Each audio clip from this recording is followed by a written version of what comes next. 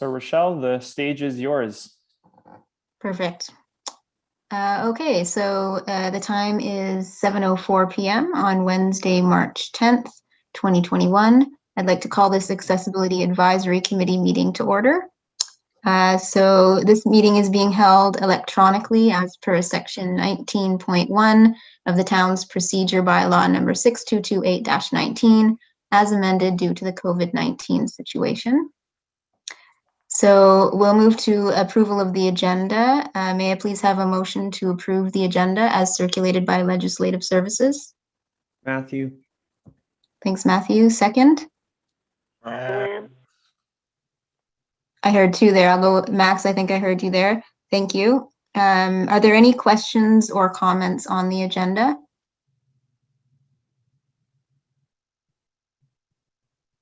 Okay, so I will call the vote. All in favor? Aye. Aye. Any opposed? Okay, that carries. So moving on to declarations of pecuniary interest and general nature thereof. Are there any declarations of pecuniary interest? No? Okay. All right, now down to the receipt of the minutes now. May I please have a motion to receive the meeting minutes of February 10th, 2021?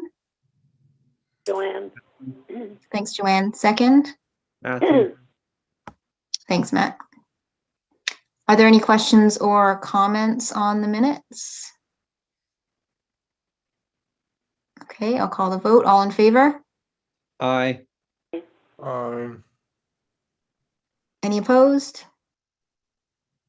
Okay, that carries. Okay, item 5, delegations. We have no delegations this evening.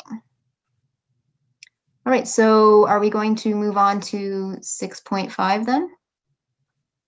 Yeah, Linda, could you clarify whether a motion has to be put onto the table for them to move it up so Bob can go first, or I don't know what the procedural piece is on that. Yeah, we should have a motion to move the item forward. Okay, so can I get a motion? Just clarifying, just to confirm that Kim has not arrived. Thank you. Okay. All right, thank you very much. Okay, can I get a motion to move item 6.5 up in the agenda? Matthew. Thanks, Matthew. A second? Joanne. Okay, Joanne, I heard you there. Thank you very much. Okay, so we will proceed to item 6.5. Perfect. Thank you, Madam Chair. I'll get started on that piece. Just before we go ahead and introduce Bob Topping, who is the president of Designable Environments. He is the president and the vendor who is going to be working with us throughout this process to develop our own facility accessibility design standards. So just to give everybody a quick background, and I'll jump over to the memorandum on this in 1 second. I just have to jump over about 55 pages, so just bear with me while we get started on that piece. But the beauty of combining the integrated accessibility standards, the design of public spaces, and the Ontario Building Code is really going to be advantageous in terms of providing guidelines for accessibility for the town of Aurora. And so for those of you that have taken the opportunity to go through the facility accessibility design standards that Bob will be able to answer some questions on for you guys, you'll notice that we basically got a bunch of legislations combined with diagrams, drawings, guidelines in order to ensure that the town of Aurora has one compiled list to provide accessibility, not only at the minimum standard for some of these legislative and code requirements, but above that standard as well. And so prior to us going ahead and asking some questions, I'll hand the mic over quickly to Bob. And Bob, if you don't mind giving a quick introduction, what your history is with other organizations working on FADs, facility accessibility design standards, and their importance, that would be great. Sure. Thanks very much, Matt. Pleased to be joining the meeting with you folks tonight. Yeah, my name's Bob Topping. Our company, Designable Environments, we are accessibility consultants. My background is I'm an architect, and basically all of the work that we do as a company somehow relates back to accessibility. And one of the big areas that we work in is the development of accessibility standards for municipalities. Our history in this goes back to 2001, when we worked with the City of London, Ontario, on the development of, I guess, the first FADS document way back when. The development process was very inclusive of people with disabilities. I was very impressed and continue to be very impressed how progressive London was. I mean, we're thinking 20 years ago in terms of trying to write a standard that was not just what you had to do by code, but sort of setting best practice benchmarks. So the outcome of that process was the 2001 City of London Facility Accessibility Design Standards. Subsequent to that, there was a lot of interest from other municipalities in what London had did. And they were asking if they could use, adopt the London document for their own use. As a company, we said we're fine with kind of, from a copyright perspective, sharing it, and the City of London was quite happy to share it. So some really interesting things happened as other municipalities adopted and adapted that original document. The document was kind of tweaked and fine-tuned, and different municipalities added different sections and so on and so forth. So the document sort of almost became a living document that continued to evolve. And I think at this point in time, there's probably, I would say 30 to 40 different municipalities across Ontario and beyond have either adopted or adapted these FAD standards. And Aurora being, one of the latest municipalities to head in that direction. And one of the neat things is when we develop a standard, a new standard for a municipality, we try to start with the most recent, most current version prior to that. And in the case of Aurora, the City of Mississauga was what we thought was the most appropriate standard to use as a benchmark, as a starting point to look at what might work for Aurora. So in doing that, what we have done to date is simply taken the existing City of Mississauga Facility Accessibility Design Standards, put a bit of an Aurora, what's the word I'm looking for? Basically tried to sort of make it look a little bit more specific to Aurora. But at this point, the content has not been changed in any way, shape, or form.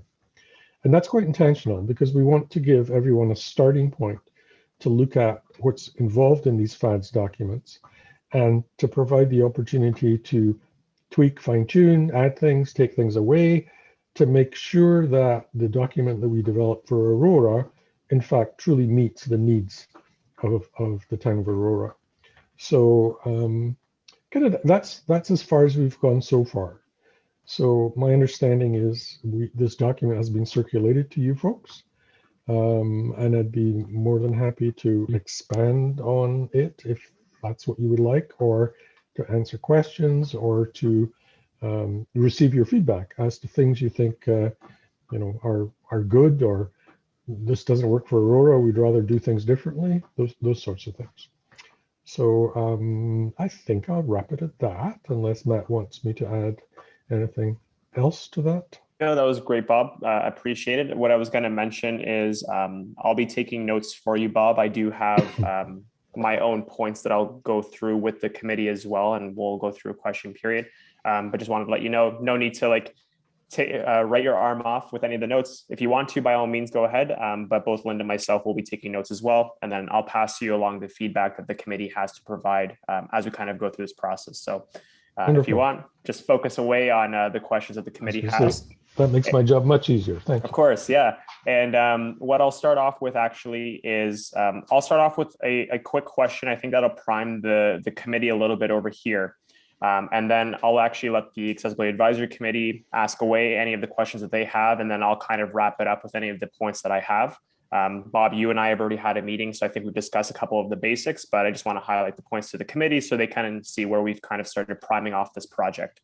But just to kind of start it off, could you maybe lay out for the committee In terms of the actual technical standards, how often they are different from the actual Ontario Building Code, the design of public spaces, whether or not the city of Mississauga really has overreached those minimum standards, or if the facility accessibility design standards is really just a good tool to kind of bring it all together into one document in terms of legibility and easy access to information.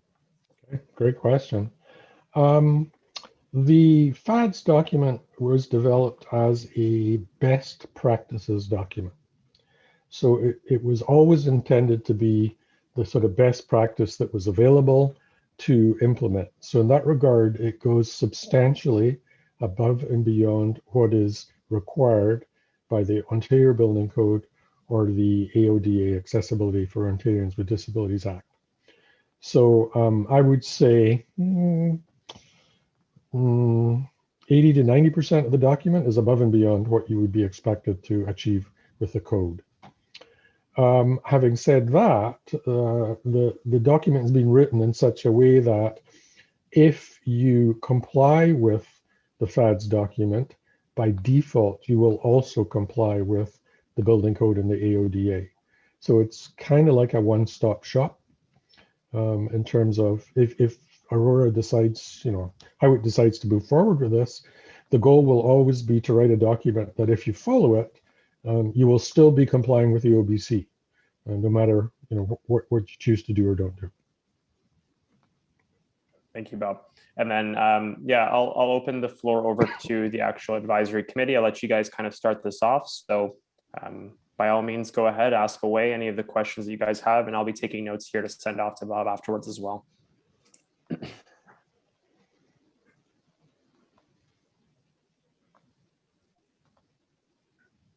It's a pretty, I have to say, it's a pretty intimidating document. There's a lot of technical content. So I fully understand it's not light reading, but I'd be really interested to hear from your experience, what are some of the things that are really important, and we can perhaps address how and if they've been addressed within the FADS as it's currently written. I'll take a look at first of all, while I was very impressed, one of my questions was,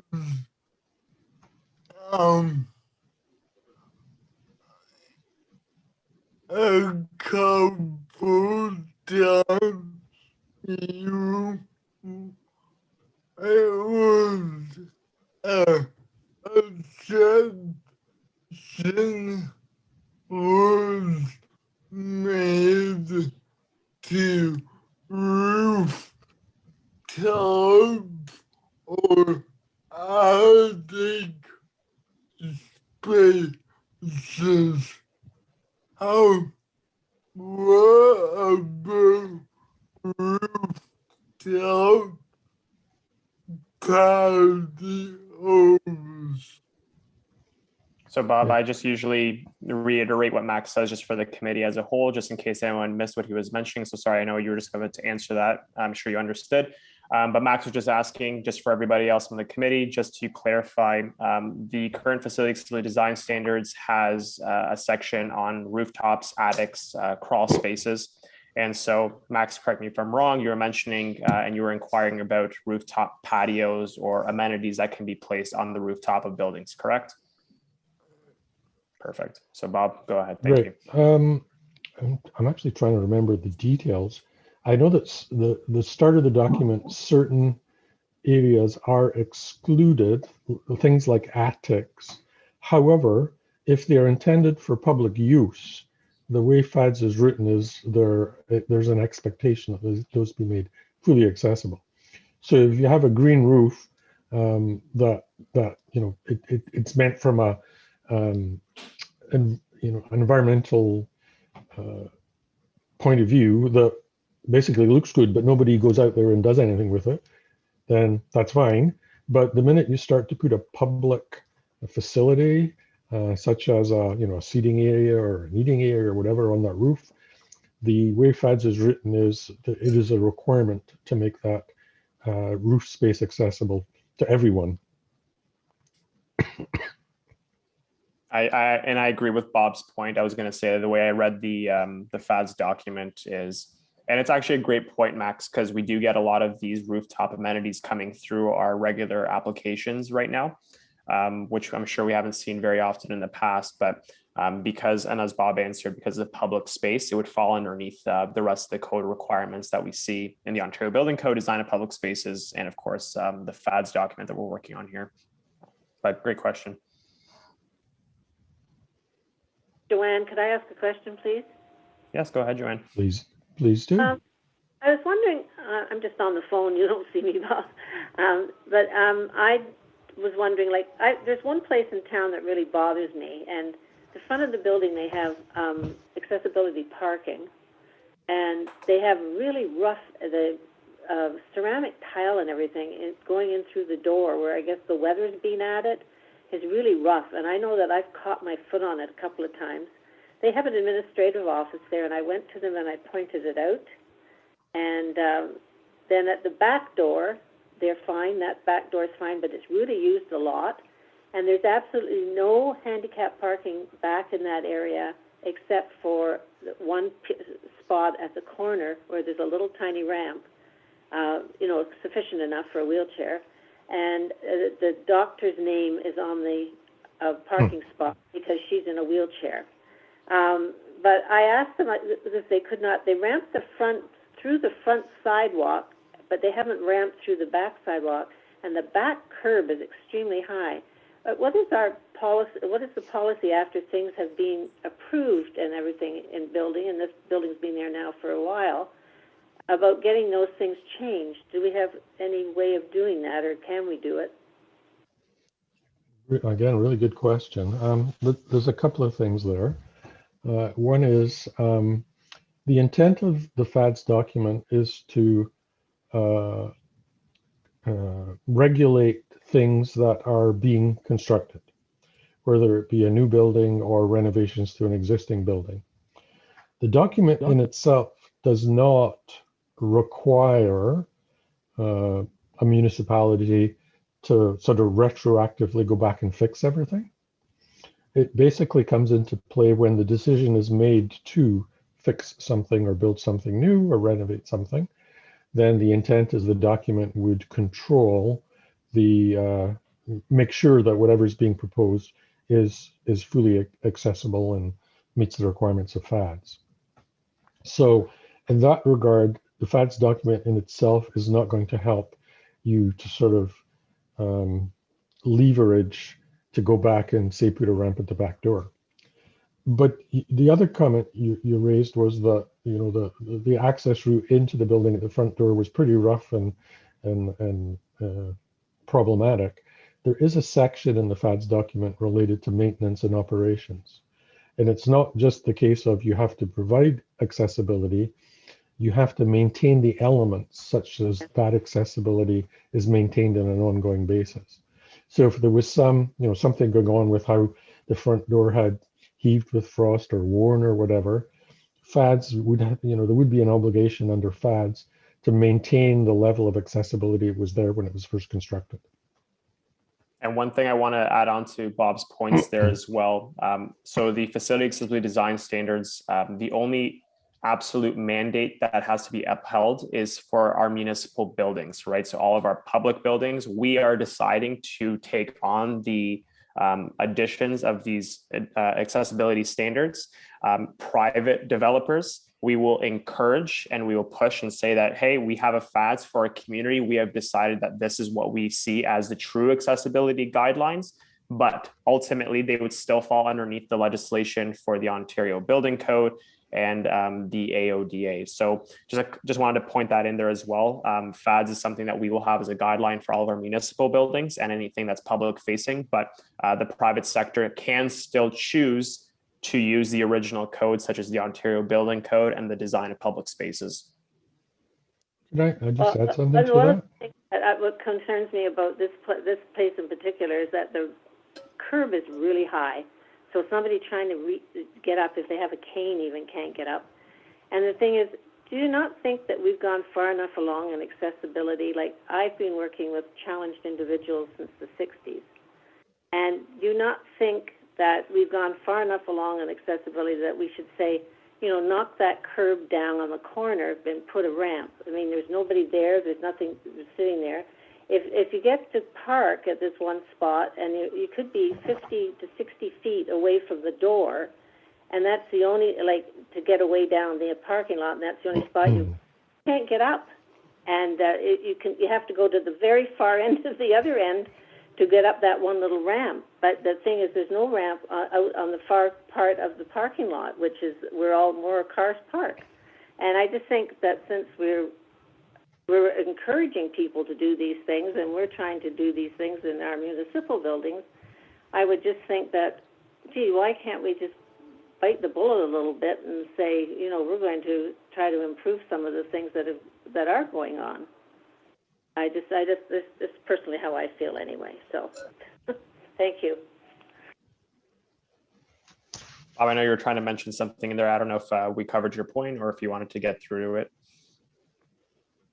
I was just going to add, in terms of the applicability of FADs to private organizations, the private sector. Some municipalities have chosen to implement some of the FAD's recommendations through the site plan control process, and others have decided not to do that. So there seems to be a mechanism there to allow municipalities to strive for enhanced accessibility in terms of site plan development, if the municipality chooses to go that route. So that's, in my experience, that's the only area where municipalities have the clout to force is probably the wrong word, but strongly encourage developers to follow the FAD's guidelines. When we get into the building itself, it's much more difficult, because that is legally the building code is what private sector has to follow.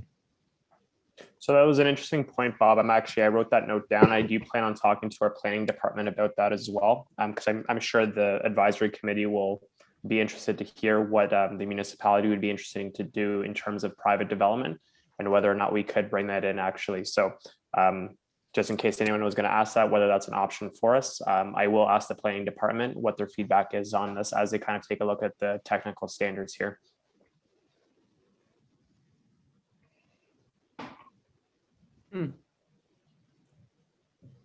Bob, can I just ask one quick thing? Absolutely. I was just curious as I was reading this document, which you're right, it's very dense and has a lot of great information in it. And one thing that struck me was there's a lot of measurements in terms of, you know, heights and widths and turning radiuses and all of that for, you know, people in wheelchairs, but also people in terms of ability to reach up and down. And I'm just wondering, I mean, part of it is curiosity on my part.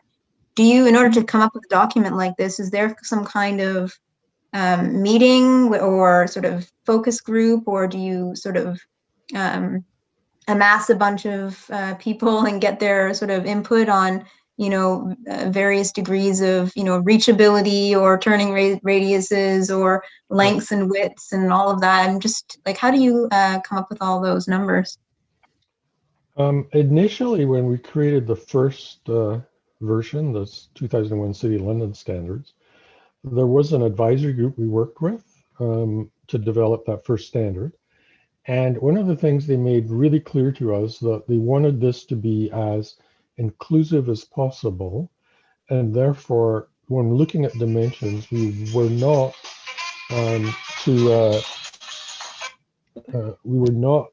to go with the sort of minimum baseline accessibility that a code would require, but look at being as inclusive as possible. So most of the dimensions within the document are based on academic anthropometric research around reach ranges and wheelchair turn circles and all the rest of it. So when you look at the dimensions in it, they are significantly, and in most cases, they are significantly larger than would be required by code. And the purpose of that is, when we come to talking about sort of wheeled mobility devices, that the goal is to accommodate 95% of all types of wheeled mobility devices within the requirements of the FADs. If we look at that, how it compares to, say, the building code only accommodates 50% of the range of wheelchair devices that are out there in terms of the the dimensions that are provided. So this document goes far above and beyond, in a dimensional sense, what would be required in that way. Adding on Thank to Rochelle's point, because I think that was an excellent question. It leads into one of the ones I had staged later on. From my discussions with other municipalities, it seems like there was, based on each of their preferences and how far above the standard they wanted to go, that they chose to accommodate to a particular size of mobility aid, right? So if you're looking at some of the larger wheelchairs or scooters, my question really is because we're using Mississauga currently as our standard template to kind of get started, when I'm speaking to our staff members about where these technical standards stand, up to what percentage point, how close are we to like the highest accessibility, or how far below is Mississauga's template up to like the biggest piece of equipment we could possibly see coming through our facilities? Okay, Mississauga's design, the dimensions are based on the 95th percentile. So they should accommodate 95% of all wheelchair users. And the sort of key dimension is turn space, which is 2440, which is 8 feet in diameter, which is pretty big. Other municipalities have made a decision that we can't provide that much space for whatever reasons. So the sort of next one down from that is 2100, or about a 7-foot turn space.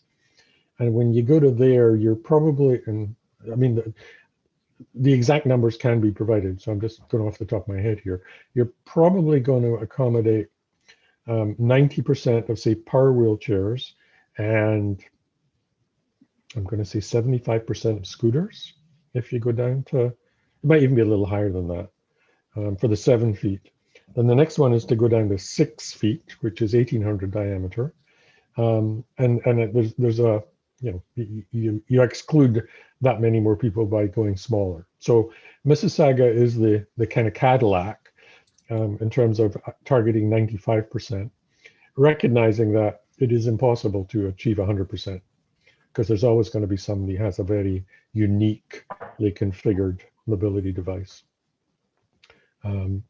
Interestingly enough, in the case of like the 95th percentile dimension was part of the 2001 London standard.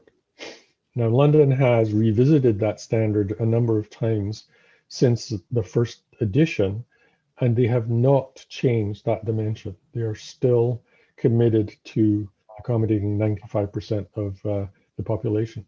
So in a practical sense, it is implementable, because if it wasn't implementable, London would have sort of pulled back along the way. Thank you, Bob. That was good. Joanne, could I ask something else? Yes, Joanne, go ahead. You're talking about the turning space of wheelchairs, and there's larger ones and smaller ones.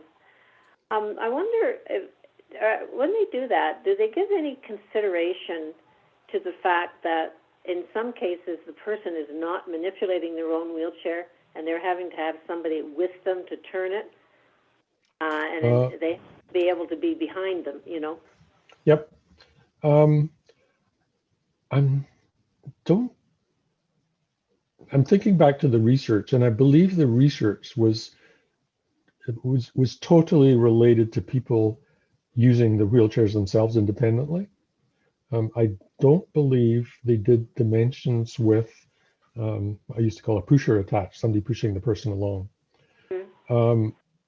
In the other work I've done over the years, particularly in home renovations where we've done some very specific measurements of people in their chairs and if there's a pusher attached. They certainly require more space, but I guess at one point I do recall requiring like a 10-foot diameter turn circle for someone in a very large wheelchair in a reclining position with someone pushing them. But for the most cases, it seems to me that the 2400 or 8-foot turn circle would accommodate most instances, even if someone was providing pushing assistance. Okay, thank you. That was a great question, Joanne. I get I Go ahead, Max. Yep. on the elevated lift platforms.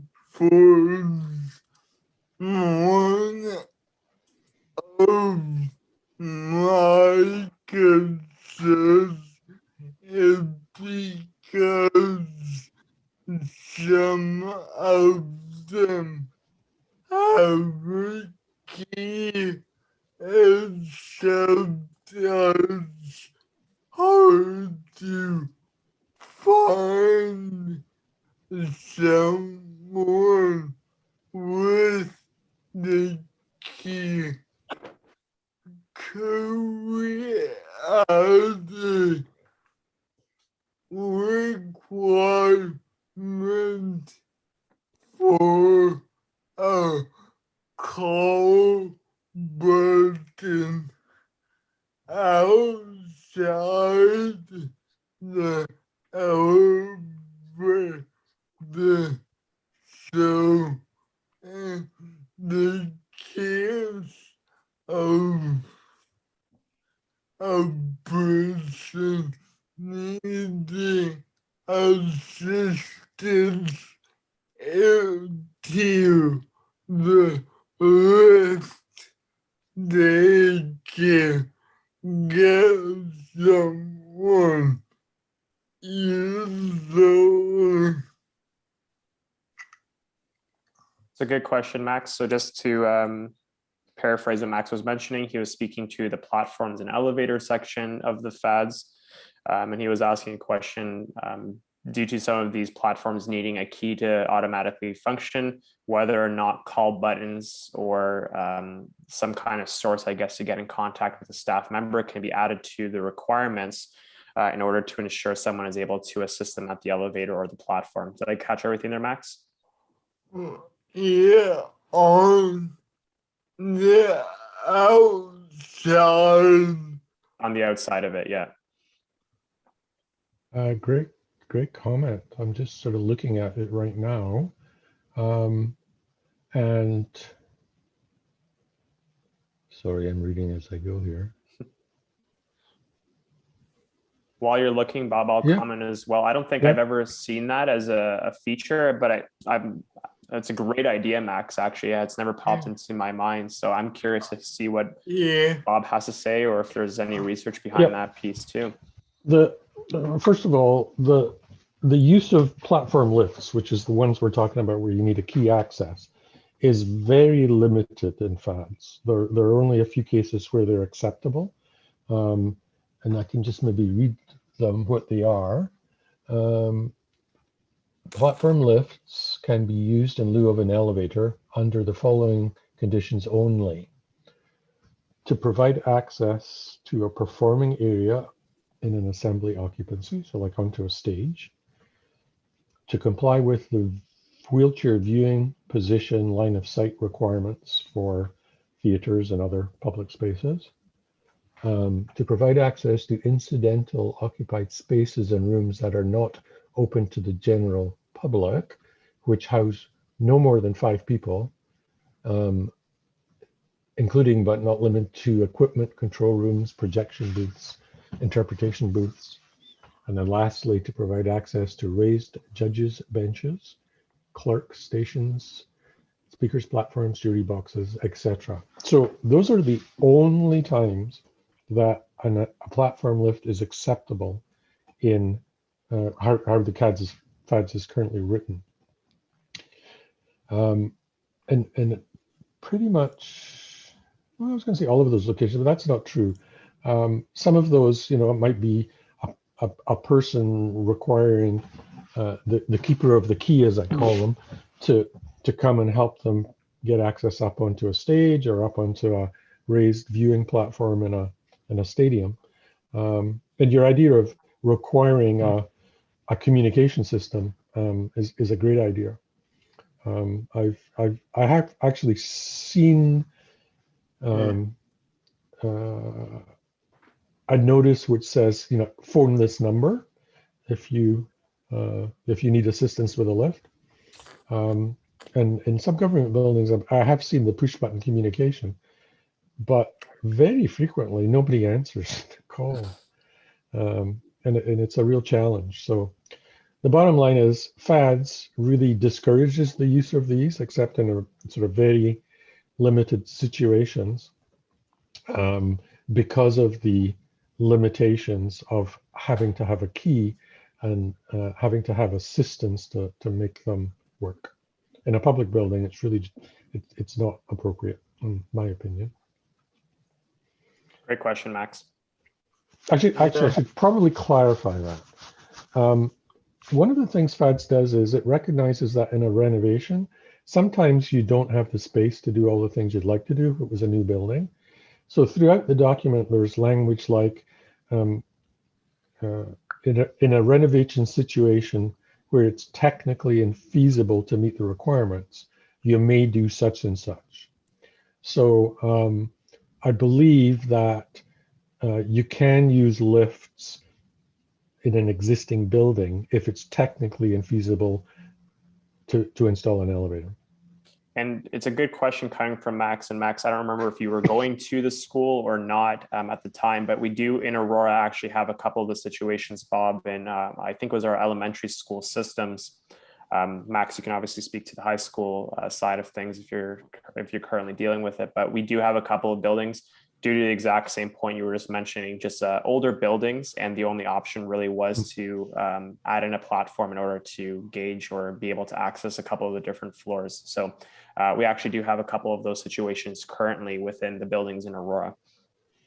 The other thing that the FADS does in that regard is it makes the designer select the longest platform possible. And one of the challenges of these lifts is that some of the larger wheelchairs don't fit. And it's mostly a length thing rather than a width thing. So what FADS does, it directs designers to choose the longest platform possible. The challenge with that is the size of those platforms are regulated by the elevator codes. So there's only a certain length of platform you're allowed to build. And I think it's 60 inches. Anyway, whatever it is, FADS encourages designers to choose the longest platform possible. Thank you. That shows that I also was, I was on that same idea.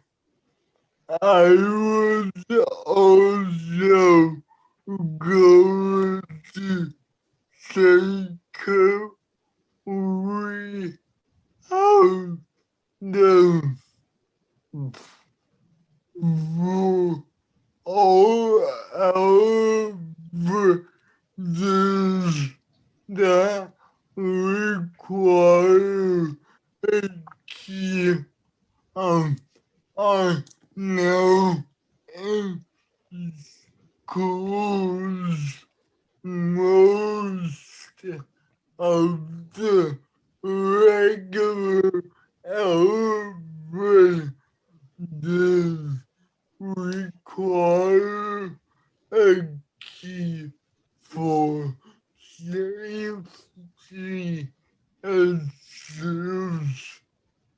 I was wondering Africa require alcohol buses and those situations. So again, just paraphrasing what Max was mentioning, I guess you're moving over to elevators here, Max, and asking whether or not there's a possibility to make that a requirement for the call buttons for the elevators, correct? The elevators that need a key. That need a key, yep. It's not currently in there, but I think it's an excellent idea. Where if you have a controlled access elevator, that we would require a communication system. The challenge with that is always you have to make sure that there's somebody available to answer that call when it comes in. So usually I would suggest that the wording be talked about some sort of centralized location that is kind of manned 24/7 or however. We just got to think about making sure that the wording will make sure that somebody's available if the call happens. Good questions, Max. I've added it into our notes for us to explore that option for the FADs. How about I know in the Asia region, there's a lot of people that are using QR codes in areas instead of like building in physical technology. Most people have mobile phones. You pick up your phone, you point your camera towards it, it takes the QR code, which brings up like a phone number or whatever directly to that aspect. Maybe something like that. Yeah, great idea.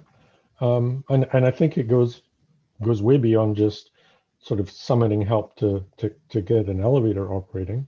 QR codes can be integrated into signage systems to help people who can't see to get the information on the sign read back to them through their screen reader on their phone.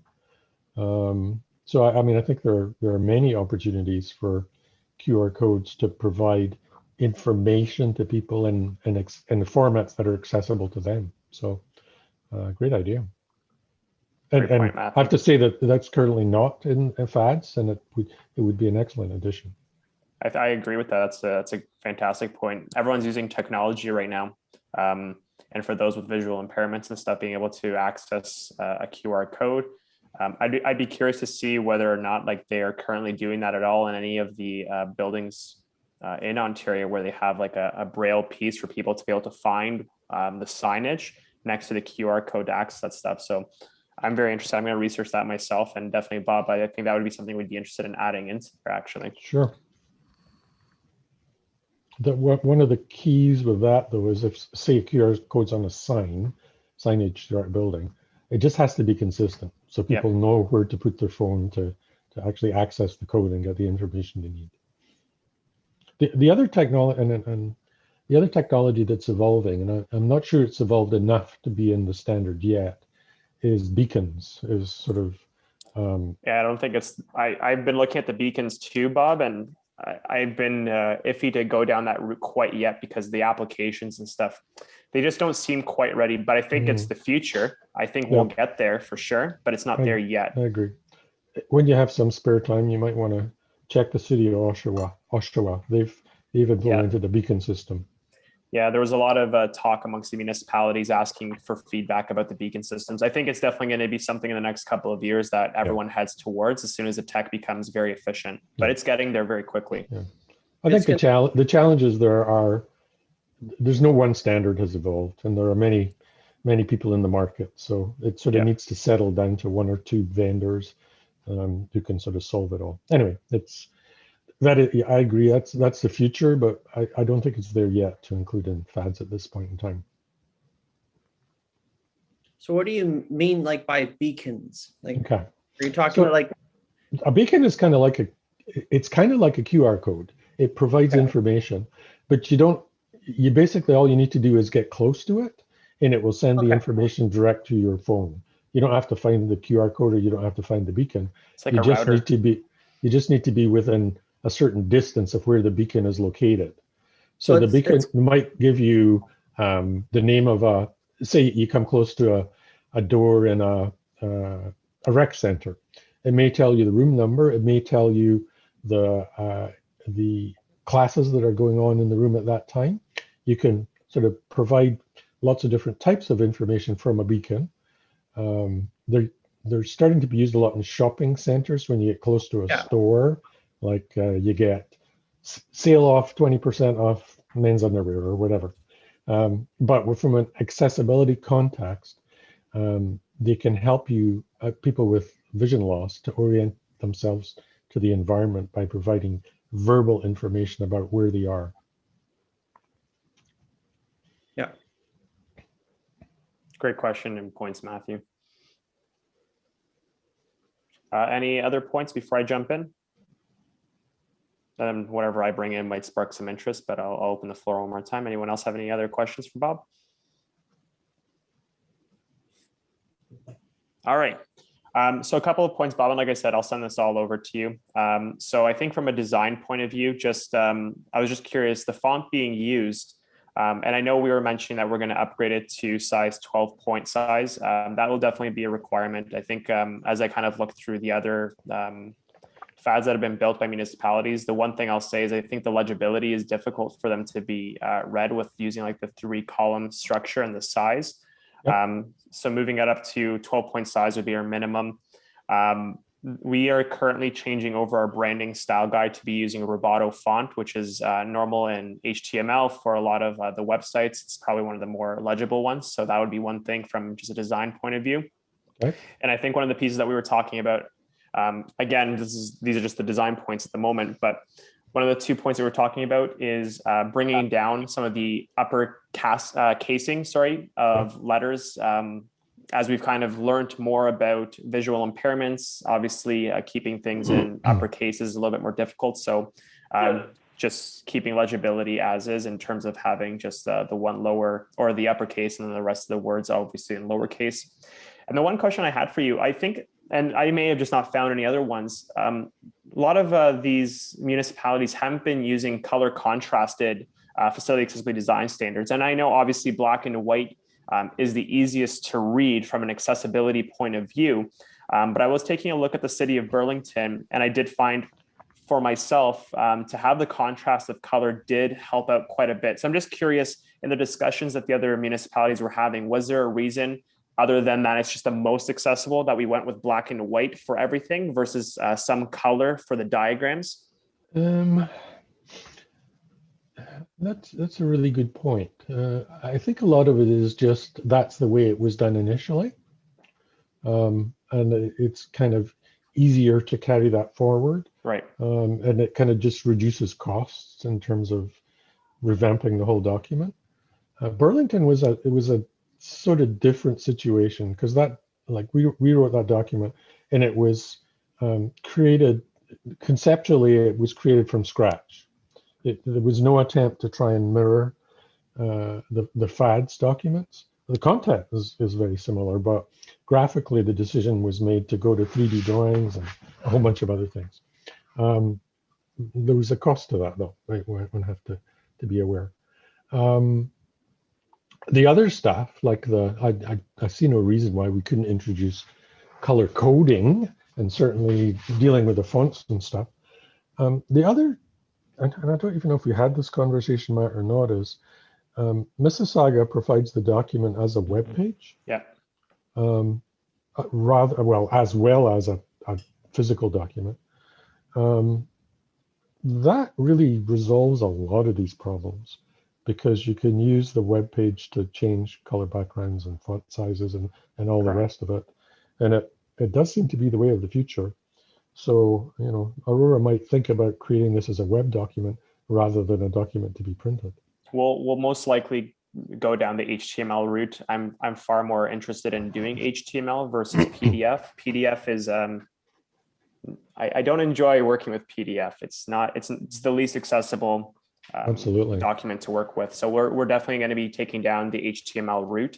And yeah, from there, of course, color contrast, anything that needs to be changed through the tools that we have in the web, people can change color. So that was actually a good point. I didn't think of it on the HTML side being able to do that. So that answers my question there. So what would be important in that is that your IT people give us clear direction as to what they need in terms of style sheets and all that stuff to make sure when it comes to Aurora's website that everything works. Sounds good. So I'll handle that with the our corporate communications department on that piece.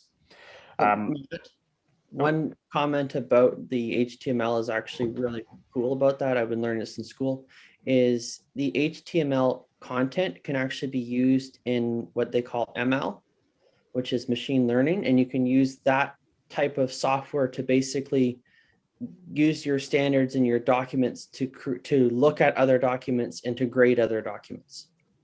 So in the future, really interesting.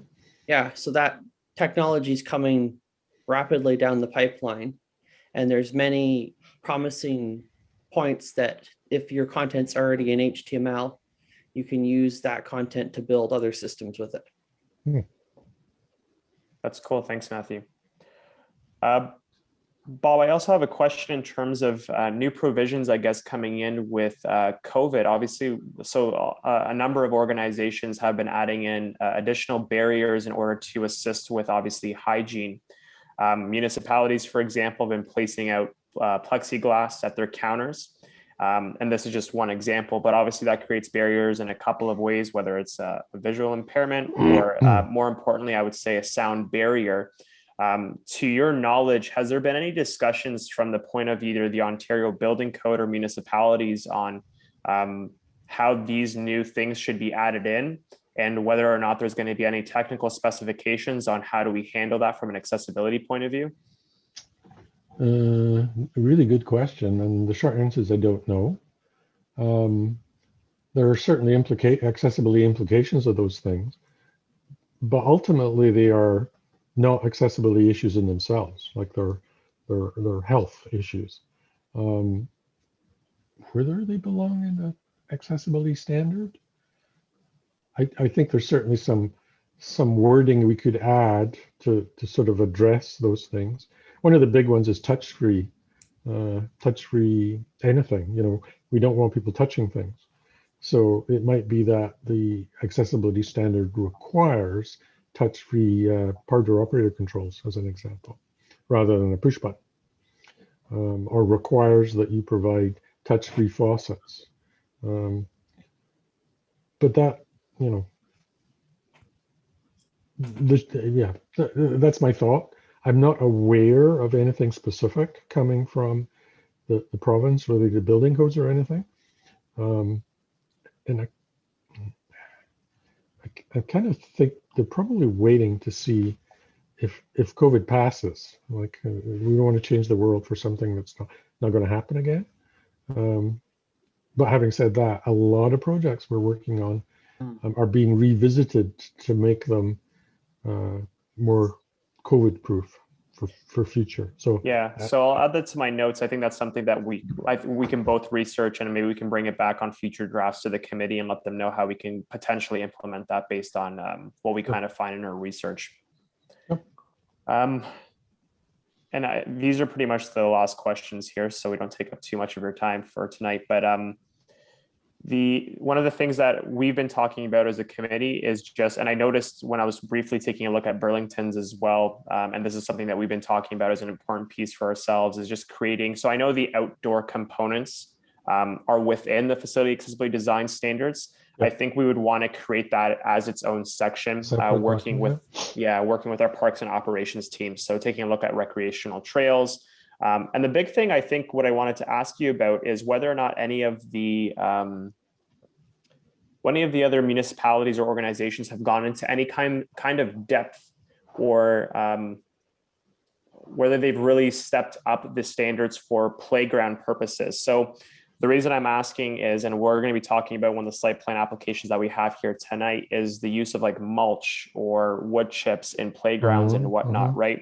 And so technically, and I'm going to air quote it, it passes in terms of being allowed for children's parkways, but obviously we know strollers, wheelchairs, scooters, anything that really wants to go across wood chips, it's not going to happen. And so I'm just curious whether, to your knowledge, any of the other organizations have made that an absolute mandate when looking at outdoor amenities and making sure that a harder surface such as some kind of rubber or whatnot be used for their playgrounds permanently rather than ever going back to those like wood chip, sand kind of playgrounds.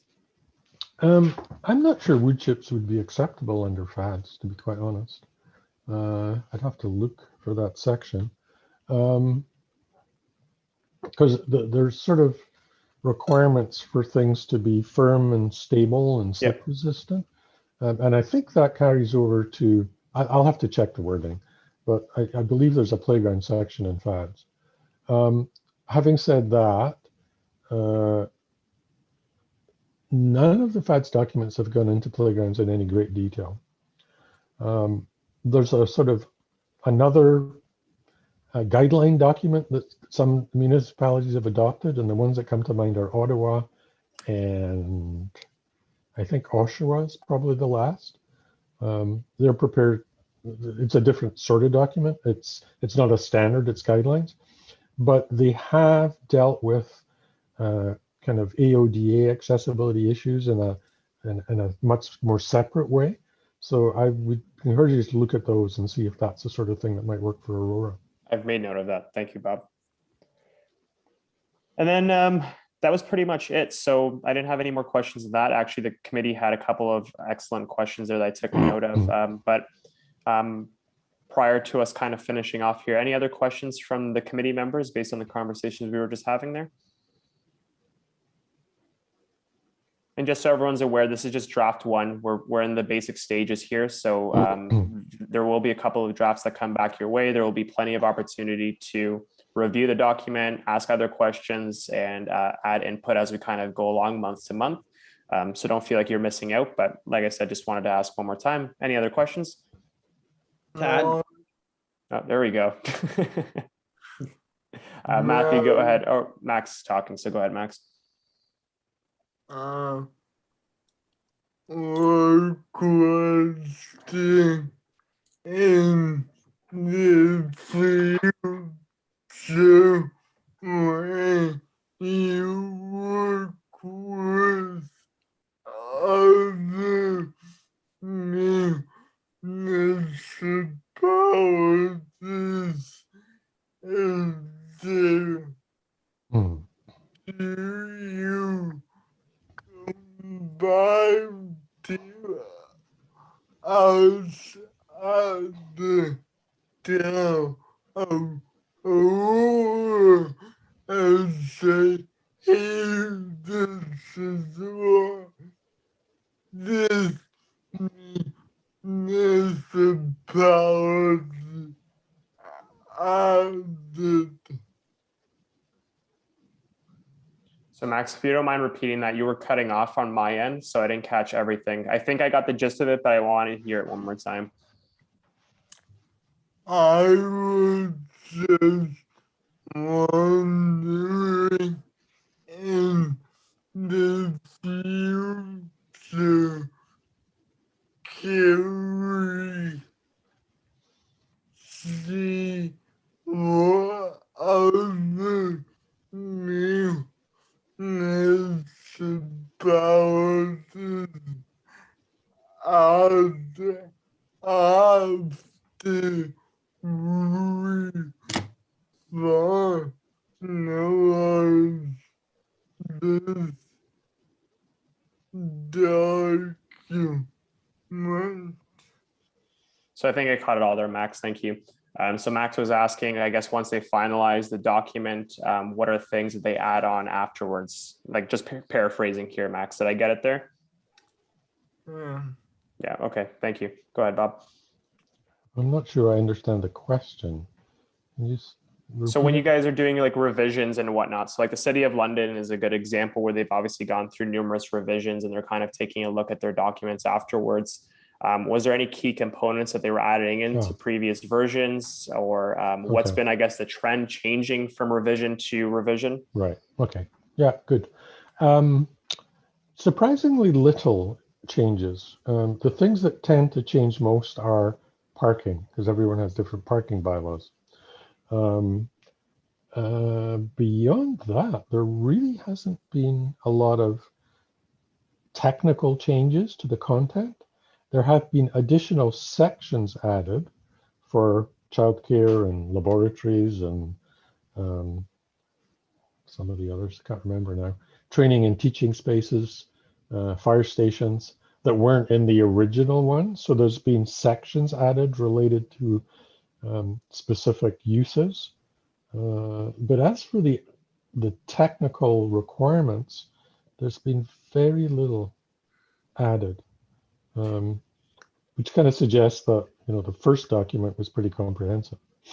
It seems that way. And I actually have a question from a staff perspective for when we're sitting down and taking a look at the technical side of things from a number of departments. Do you guys have something to compare to? So if we have the FADs versus what the Ontario Building Code Design of Public Spaces is, so that we can easily kind of put one together side by side to compare how much we are going above the standards, anything along those lines?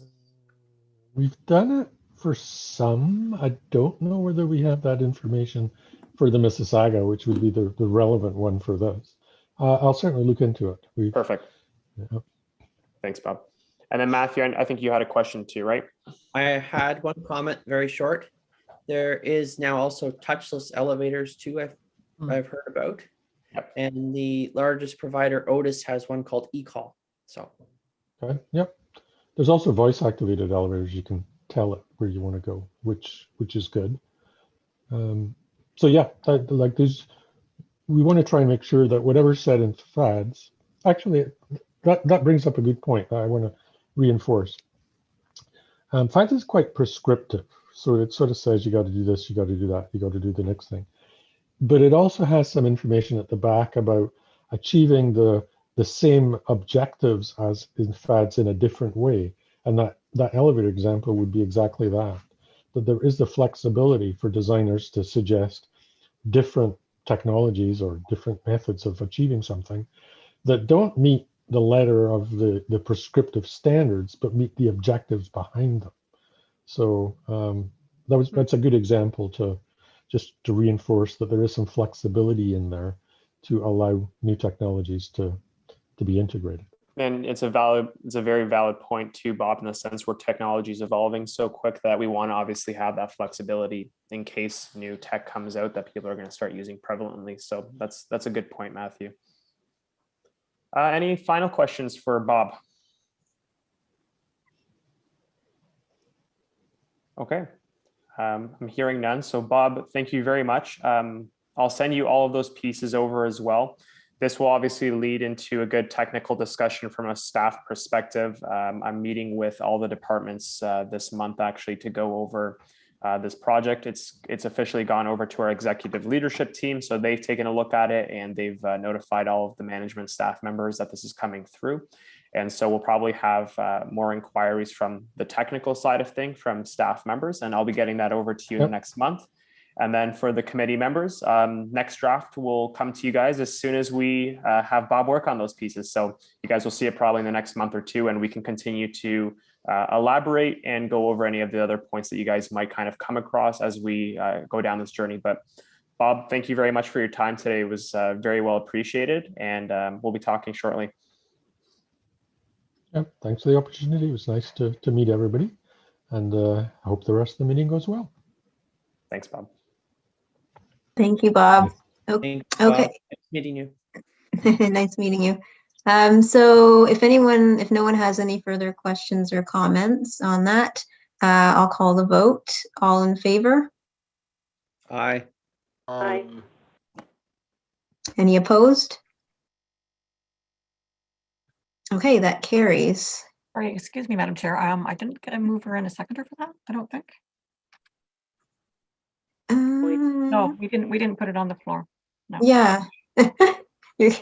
Sorry, you scared me there for a moment. Okay, so we'll move on, I guess, to 6.2. Sorry, could I get a mover and a seconder for that motion, though? Oh, yeah, go ahead. So can I get someone Can I get someone to motion? Matthew. Thank you, Matthew. And second? Joanne. Thank you. Thank you. Perfect. Okay, good. All right, so now I guess we'll move on to 6.2, memorandum from senior landscape architect regarding Hartwell Way Neighborhood Park Project. May I have a mover and a seconder to put this item on the floor for discussion? Matthew. Thank you, Matthew. And second?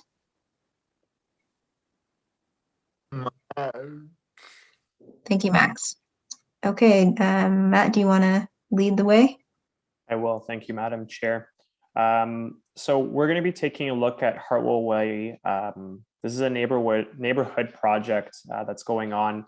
And this is in the neighborhood right behind the TNT Plaza over there. So right on like Bayview, St. John's area, just tucked in over there on the right side, just to kind of give you guys an idea of where it's located. So I'm just going to jump right into the actual site plan application. And so I'll give you a rundown of what the memorandum stated. So the memorandum comes from our senior architect working in the Parks and Operations team. And a couple of the points that they've identified in this specific site plan application is the new park will have asphalt running through the entire park. And so just clarifying, everyone can see my mouse rotating on the bottom of their screen. Yeah? Yeah. Okay, perfect. So I just want to guide you guys through this. So along Hartwell, you can see that we have an exterior path of travel that's currently over there. So this is our typical sidewalk. And so the asphalt comes in level with all entry points onto the exterior path of travel. So where my current mouse is over here, this is asphalt leading into the park. We have a crosswalk located over here towards the middle of the park.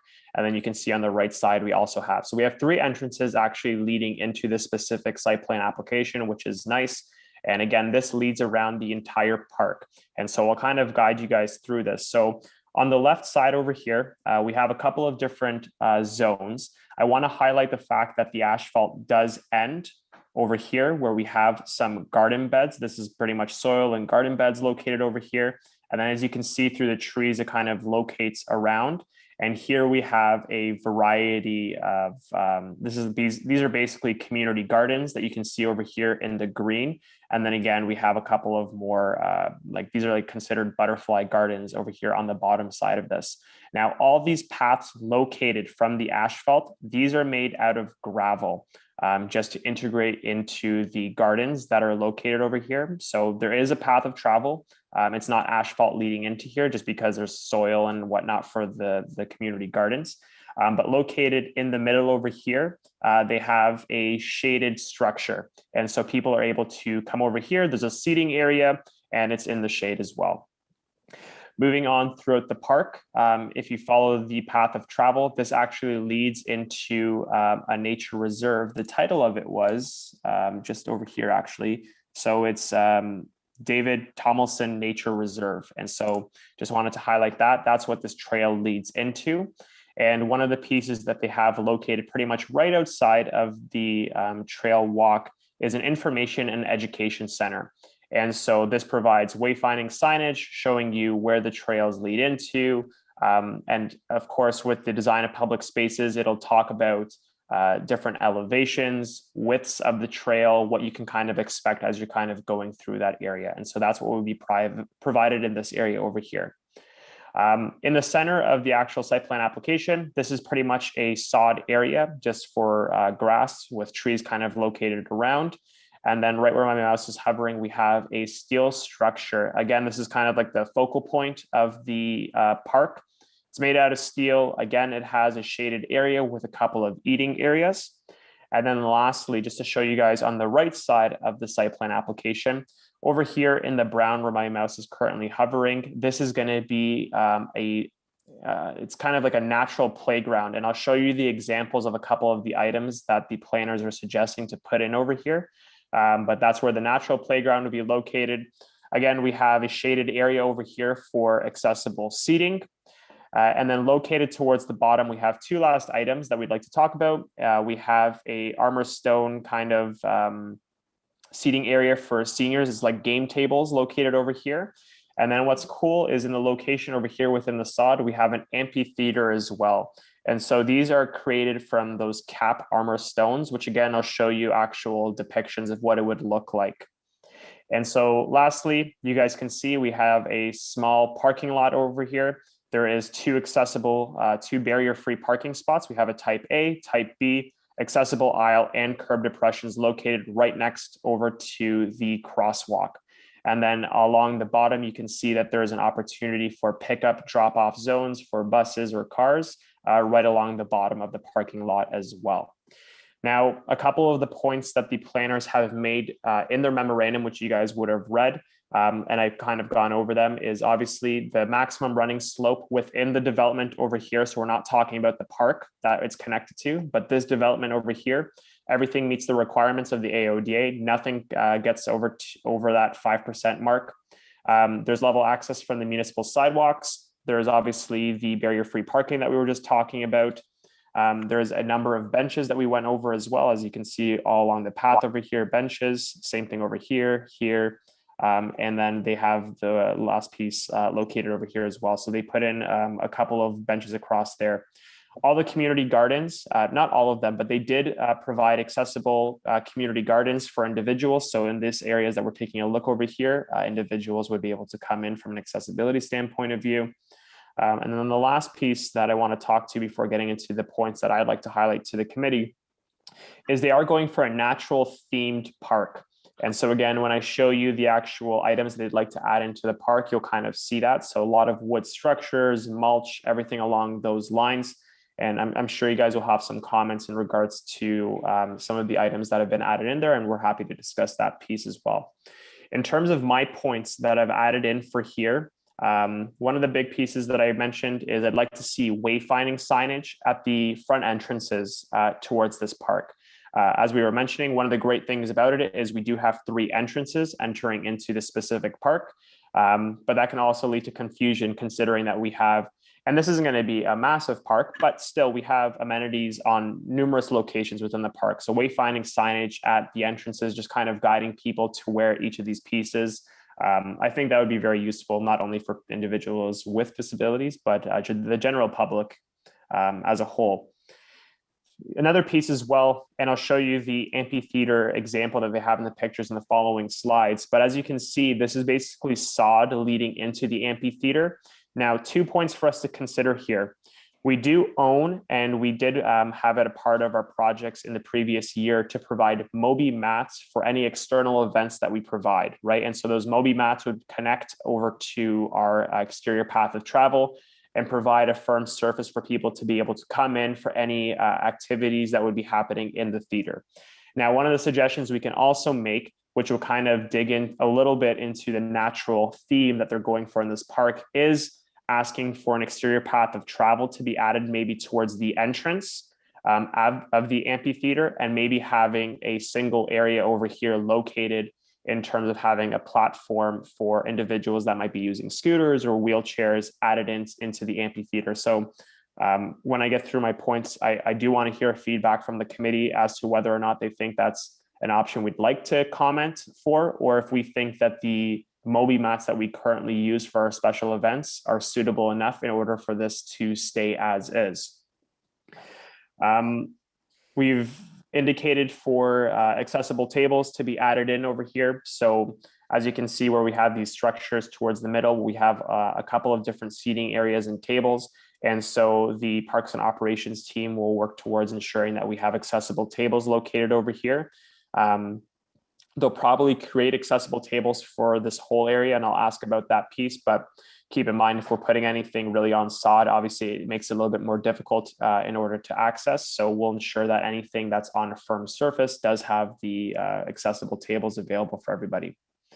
The last piece I'll note before I ask for feedback from the committee is obviously the use of mulch. And so they did mention right off the bat that wood chips and mulch is going to be used as the primary surface for the natural playground.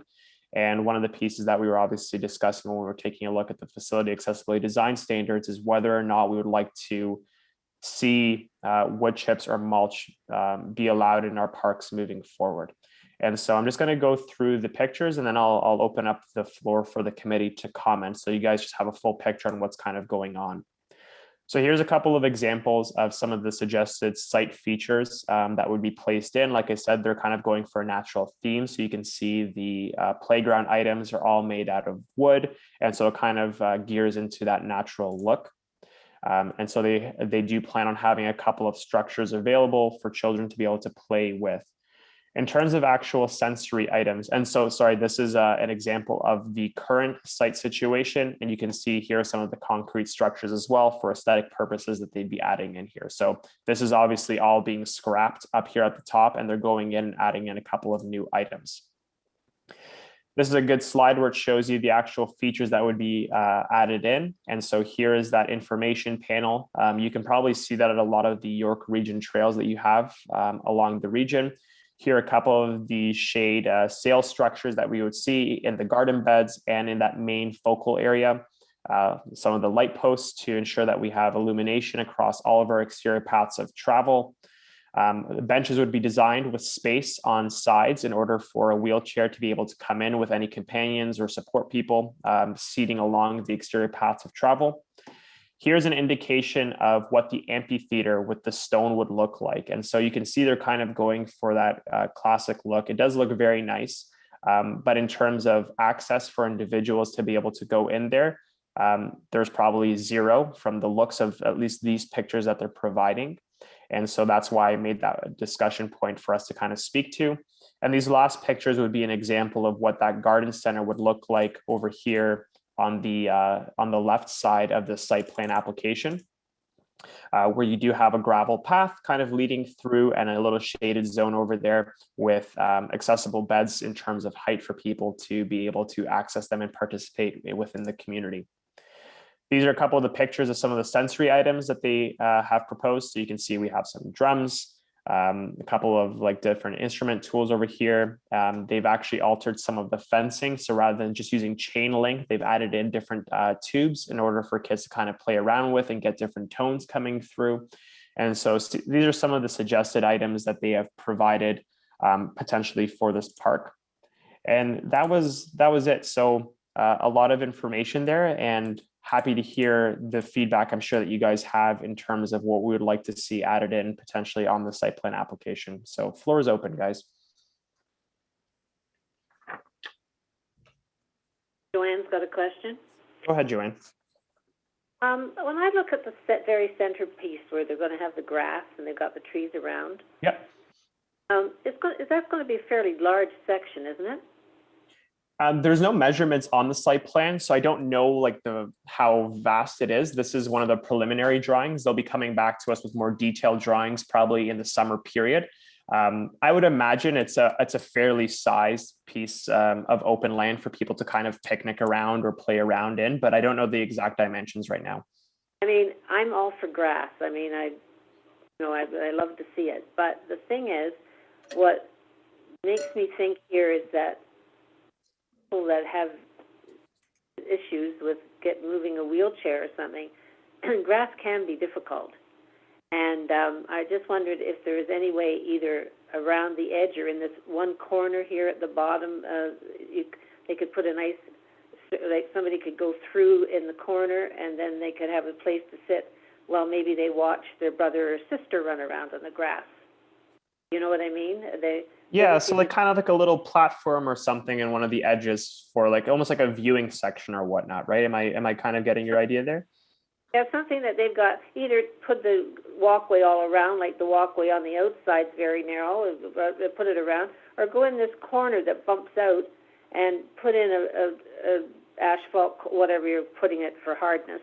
But just so that, you know, they can be by the trees, they can be watching people that they're with, because in some cases, you know, they have a brother and a sister or whatever, you know.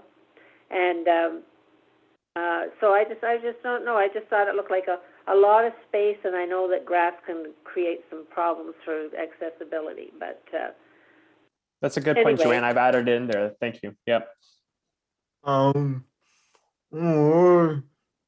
you were talking about the amphitheater, Yep. I would definitely put in a path of travel because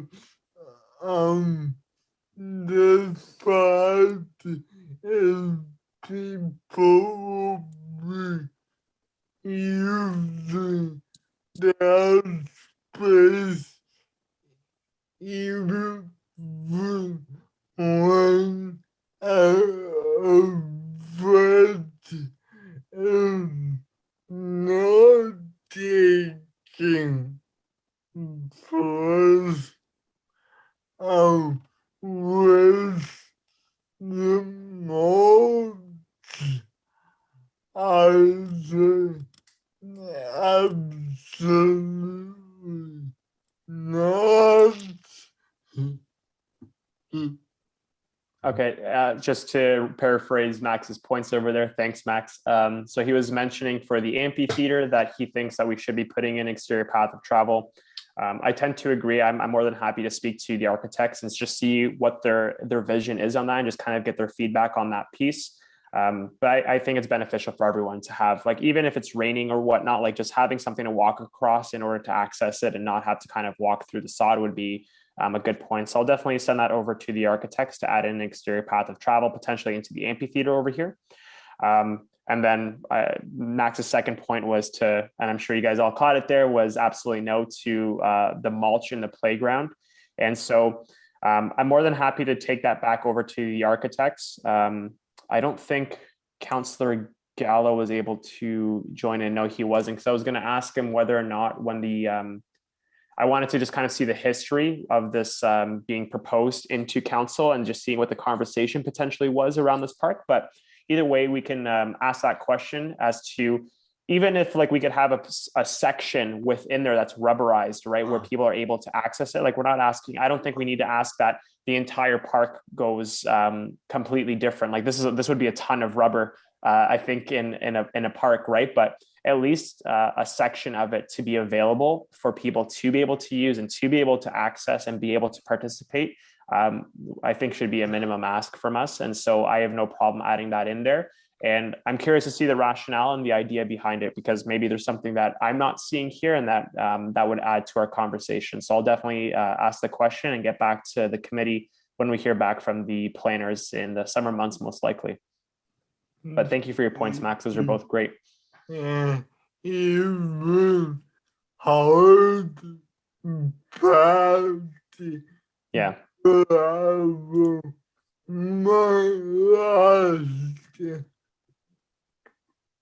question is, do you know what fitness they would be using for the wood playground? Just because I know wood gets slippery when it's wet. So Max was mentioning the material for these main pieces over here on the playground and what kind of material they'd be using, just because wood can get slippery and whatnot. Right, Max? I'm just quickly paraphrasing. I'm not too sure exactly from what I'm seeing through the diagrams. And again, these are just like very bare minimum suggestions. Like, this is just concept at this point. But it looks like there is a variation, mostly wood, and then going along with that natural theme. And it looks like maybe like the slides obviously would be some kind of aluminum or some kind of metal being used over there. But the majority of the park, from what I'm seeing in this specific concept, is going to be a variety of wood, metal, and rope being used. And so in terms of the actual surface being slippery, there's definitely that potential. That the wood wouldn't be as slip resistant as using some kind of other features. And so one of the questions I did have for the planners is maybe to give us a little bit more insight on exactly which diagrams they'll be using. It might very well be these ones that we see right in front of us. And so I'm looking for confirmation. And I'm curious as well with the vendor or architect, whoever they're working with, whether or not they have any kind of constructions for that have ramp availability in them, right? We've obviously seen parks that have ramps, and I don't think you can ever truly make a full park accessible for a variety of reasons. But if we at least have a couple of features that have some kind of access so that kids can still participate and get onto these structures, I think that would be a good start for sure. And so not 100% sure on that one, Max, but I'll be asking that question because I have my own curiosity on that piece as well. It's Joanne. Could I ask a question? Yes, Joanne. The amphitheater, are those all benches that are the seating there that it looks like? So the amphitheater, if you go into the drawings on page 26, it's on the bottom row. It's the second two pictures where you see like those rocks at multi-levels. Those would be the seats as the rocks. For the amphitheater. All I was thinking of is if the people come in there and there's lots of people coming in to see something, and there's an overabundance maybe of people with accessibility issues, is the theater going to be in the round? Can it be in the round that the people can sit around it, and so that we could have maybe some solid ground out behind it, and so the people could sit there to watch it, and we could perform all the way around? It's a good question. I don't have the answer to it actually, but I'm just going back over here. I'm curious whether or not, there's an ability just like over here based on the floor, whether or not there's an opportunity to kind of create, like you were mentioning, for the sod area, like maybe like a viewing section that's a little bit harder surface. So people are able to roll in and check it out. So I'll definitely add that point in, Joanne. The people that are challenged in any situation here, that's going to be difficult for them to get into those seats, I would say. Yeah. And that's why if you've made it more of a theater in the round, then the people that could come in the gate or the opening and at least have ground there to be on, and anybody else could get up on the stand, or something. Yep. But I know I'm in theater, so I'm always worried about visual things. Anyway, thank you. No, that's a good point, Joanne. I've added it to my notes. Thank you. Any other comments, concerns? I just had a quick question. Yeah, Haley, go ahead. About the equipment that they're going to use. Yep. In terms of, like, the musical instruments and stuff that they're having, because it all looks like it's fairly like high off the ground, not very accessible for what they're looking at. So I would just wanted to look at that and make sure that it would be accessible. Yep. So actually in this picture over here, it looks like, again, like this isn't to scale, so it's hard to see, but it does look like the height of the drums would be available to individuals. But that being said, all of these sensory items, I think we could definitely point out that when they're in the development stage to ensure that height-wise, like we can take a look at the FADs that we're taking, that we're working on with Bob, and using those ratios that Rochelle was actually bringing up as to maximum height and minimum, the bottom of like where we would want some of these pieces of equipment. We can provide them with that measurements to ensure that any kind of piece of equipment that they're providing is accessible to individuals that might be using mobility aids, or even just younger children, right? Like there's young kids that would be coming out, and I'm sure they'd want to have access to some of these sensory toys as well. So ensuring that we have a variety of heights available for all the tools. I think these pictures just capture what it is, but we can definitely make that a point that we want to ensure that it's available to all individuals for sure. Yeah, and if you could always offer, I know in the States, so I would have access, a bunch of music therapists have consulted on parks on what instruments and stuff and height and everything to bring in, so I could easily get access to some of that information.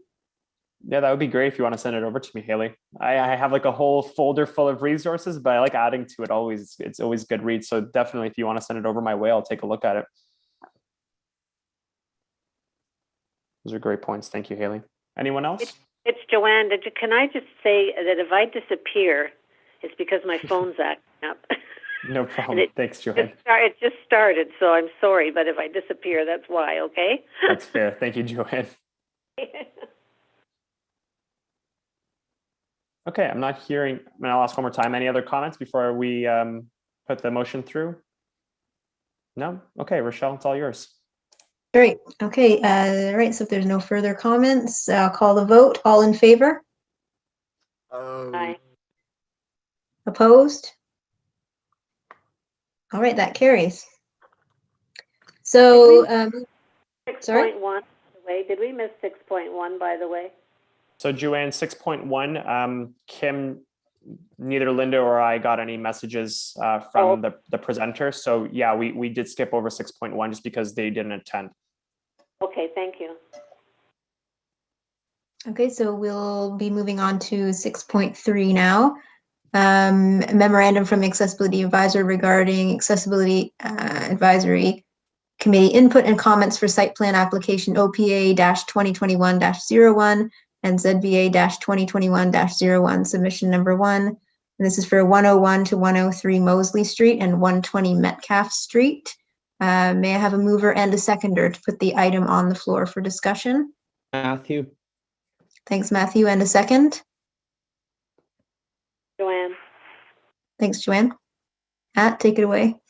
Thank you, Madam Chair. So similar as always, I'm just going to skip over the memorandum just because we go through it as we take a look at the actual site plan application. And so as Rochelle was mentioning, this is actually going to be located, just to give you guys a little bit of reference, right across from the GO Station parking lot. And so you can see on this site plan application over here, the following parking, this would be on this side of the map. And that's where the train and the GO Station is going. So just point of reference for a discussion over here.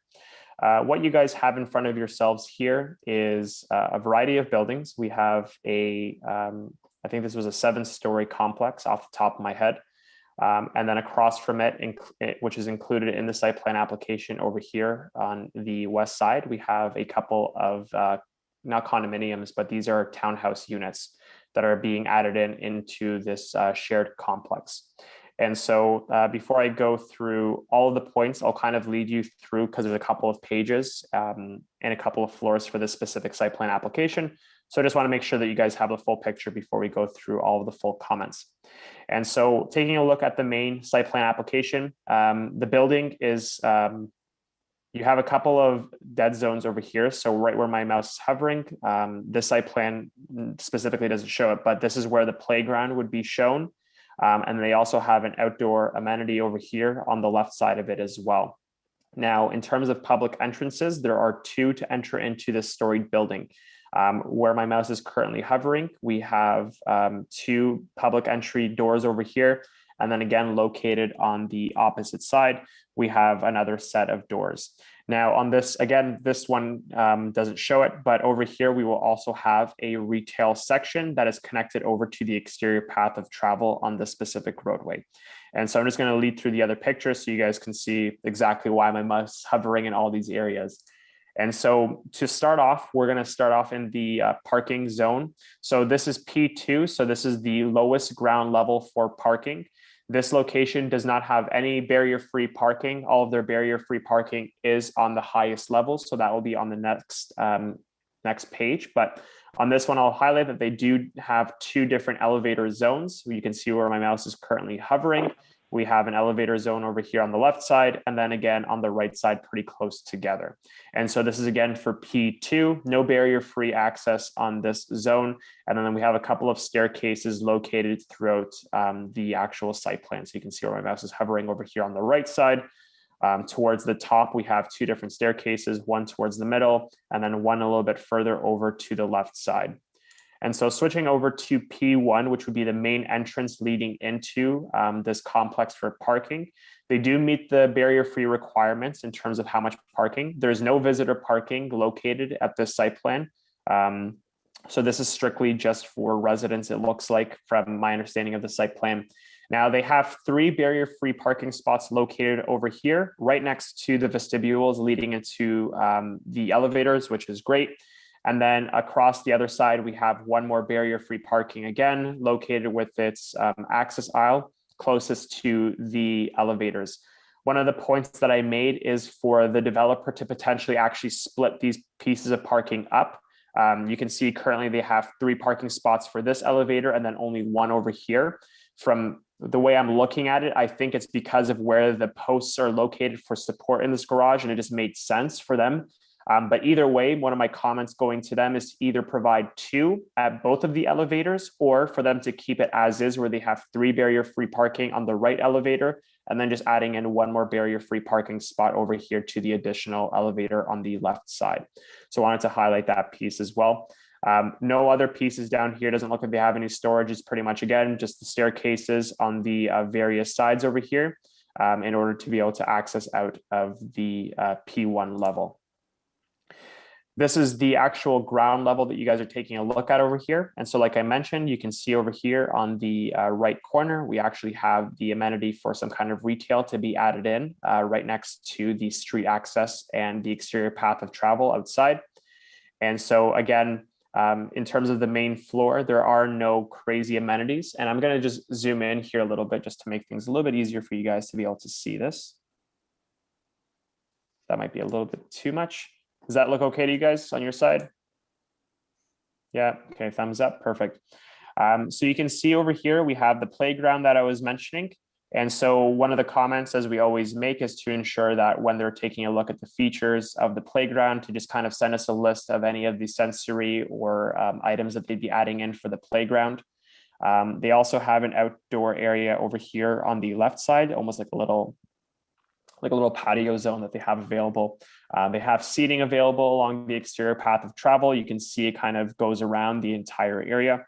And so same thing in the playground area, you can see they have a couple of seating zones. In terms of exterior path of travel to enter into the building, like I was mentioning, you can see it a little bit more clearly. You can see they have a vestibule entering in from the playground.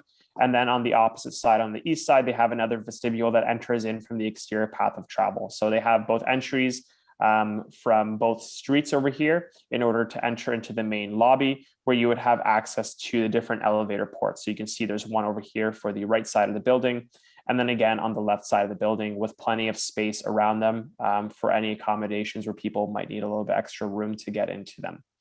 On the main floor itself, they don't have any like gymnasiums or anything along those lines. It's pretty much just bedrooms all on the main floor. Over here, what you guys might be seeing is basically the truck entrance being highlighted in order to get any of the disposals out of it. So this wouldn't be any area for a path of travel for the public members. This is just where the garbage would come in, reverse back out, and then be able to exit out of the building.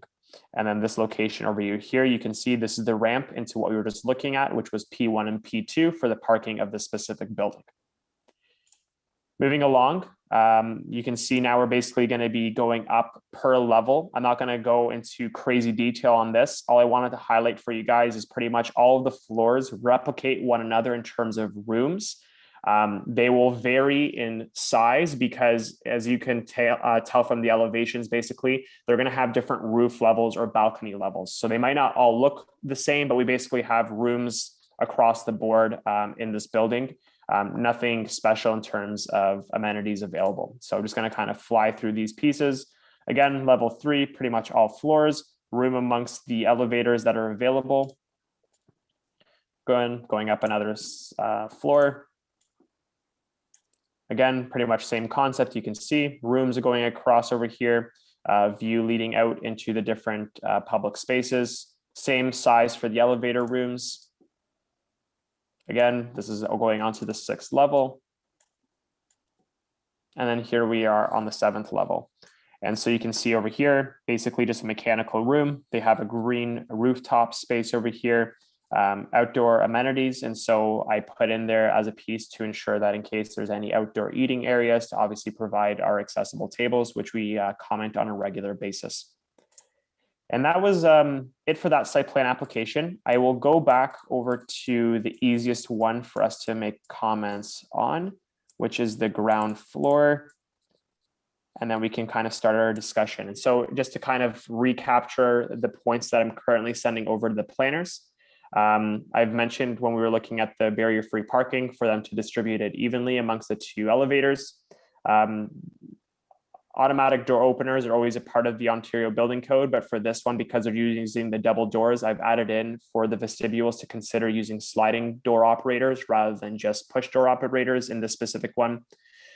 For the staircases themselves, tactile indicators, which again would fall under the Ontario Building Code, but then I've added in Max's favorite to have the emergency chairs available at the staircases as well. So that's in there for consideration for the developer as well.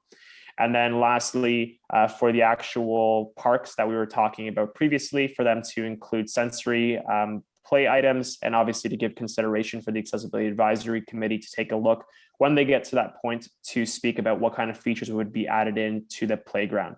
And then lastly, which I mentioned at the very end, for any of the tables used in the outdoor to ensure that they provide a minimum of 20% of them to be accessible.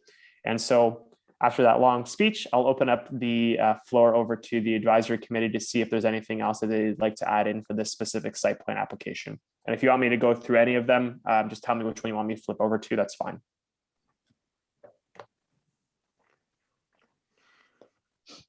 Could we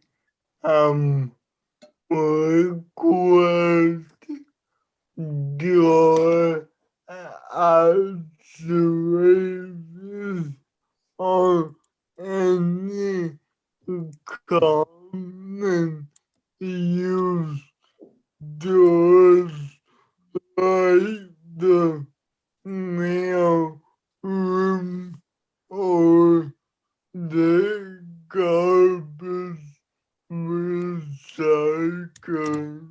Absolutely, Max.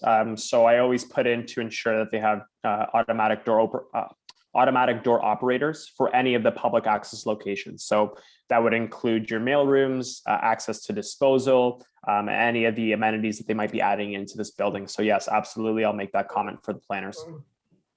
Sorry, I was thinking now that would be public access. No need to apologize. It's always a good question, Max. Thank you. Any other comments, concerns?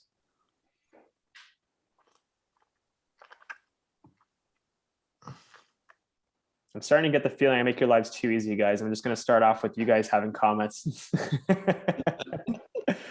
But either way, Rochelle, I'll hand it over back to you. Okay, thank you. Okay, so if there are no further comments, I'll call the vote. All in favor? Aye. Aye. Any opposed? Okay, that carries. So we'll move on to 6.4, item 6.4, memorandum from Accessibility Advisor regarding Accessibility Advisory Committee input and comments for site plan application SP-2017-07, submission number 3, and this is for a proposed hotel at 4 Don Hillock Drive. May I have a mover and a seconder to put the item on the floor for discussion? Matthew. Thank you. Second? Max. Thanks, Max. Okay, Matt? Thank you, Madam Chair. So I believe, Matthew, you were asking about this maybe a year ago or something. You were asking about the specific hotel. Maybe it was a different one, but either way, this is coming up. So this is our third submission that we're taking a look at for this proposed hotel. This is located on the intersection of Leslie and Don Hillock. And so this one has actually gone through 2 committees. So you guys are the second one that are seeing this. You guys are seeing the end product in terms of review of this specific proposal. And the previous committee prior to yourselves would have taken a look at this. I think it was all the way back in 2016 or 2017 when they first provided input. Now, leading into the actual site plan application, we can go through it. I didn't actually have further comments on this site plan application, and I'll go through the list of all the points that we've already had from previous committee and this committee included, so you guys can a general picture of what's been proposed and talked about. And so prior to me showing you through the site plan application, I'll read out all the points that the advisory committee has already made, so you guys have a picture of all the comments that we've already previously made. So a couple of the pieces that we've talked about in the past is ensuring that the barrier-free parking measures meet our zoning bylaw. They have adapted the site plan application in order to ensure that they meet our barrier-free parking needs. We provided comments in terms of providing consideration for Hoyer lift-friendly platform beds in any of the accessibility suites. They went over the actual minimum for accessible suites in this specific hotel application. There was consideration for utility switches and amenities to be at wheelchair height in all of the accessibility suites. Another point was left, and I'm just going to kind of spitball through these guys, so let me know if I need to slow down at any point. Consideration for barrier-free path of travel from the accessible parking spots to the front entrance, ensuring that the front structural pillar does not affect path of travel. And so when we take a look, there was no issues in terms of barrier-free path of travel. You can see all of them have curb depressions leading out onto the exterior path of travel and then being able to lead into the main entrance over here. And I'll zoom in momentarily just so you guys can see a little bit better. There was a piece put in over here for consideration for automatic slide doors to be put in on the first corridor rather than door operators. So that way it's a little bit easier in order to get into the building. Consideration for proper accessible, audible, and visual alarms to lead out of the emergency exits into the specific building. A barrier-free elevator lobby, which they would have to provide as a hotel. And then the last couple of pieces that were previously made was consideration for the bike rack to be relocated out of the way. And so I'd have to actually zoom in because I haven't looked at the site plan application, but we can take a look at that together to ensure that it's not in the way. And then consideration for them to provide assistive listening devices in any of the meeting rooms or board rooms that the hotel would have for the public to be able to obviously rent out and be able to use. And so I'll zoom in and we can take a look at this. The only thing that I can think of, because we're taking a look at this now, is the oh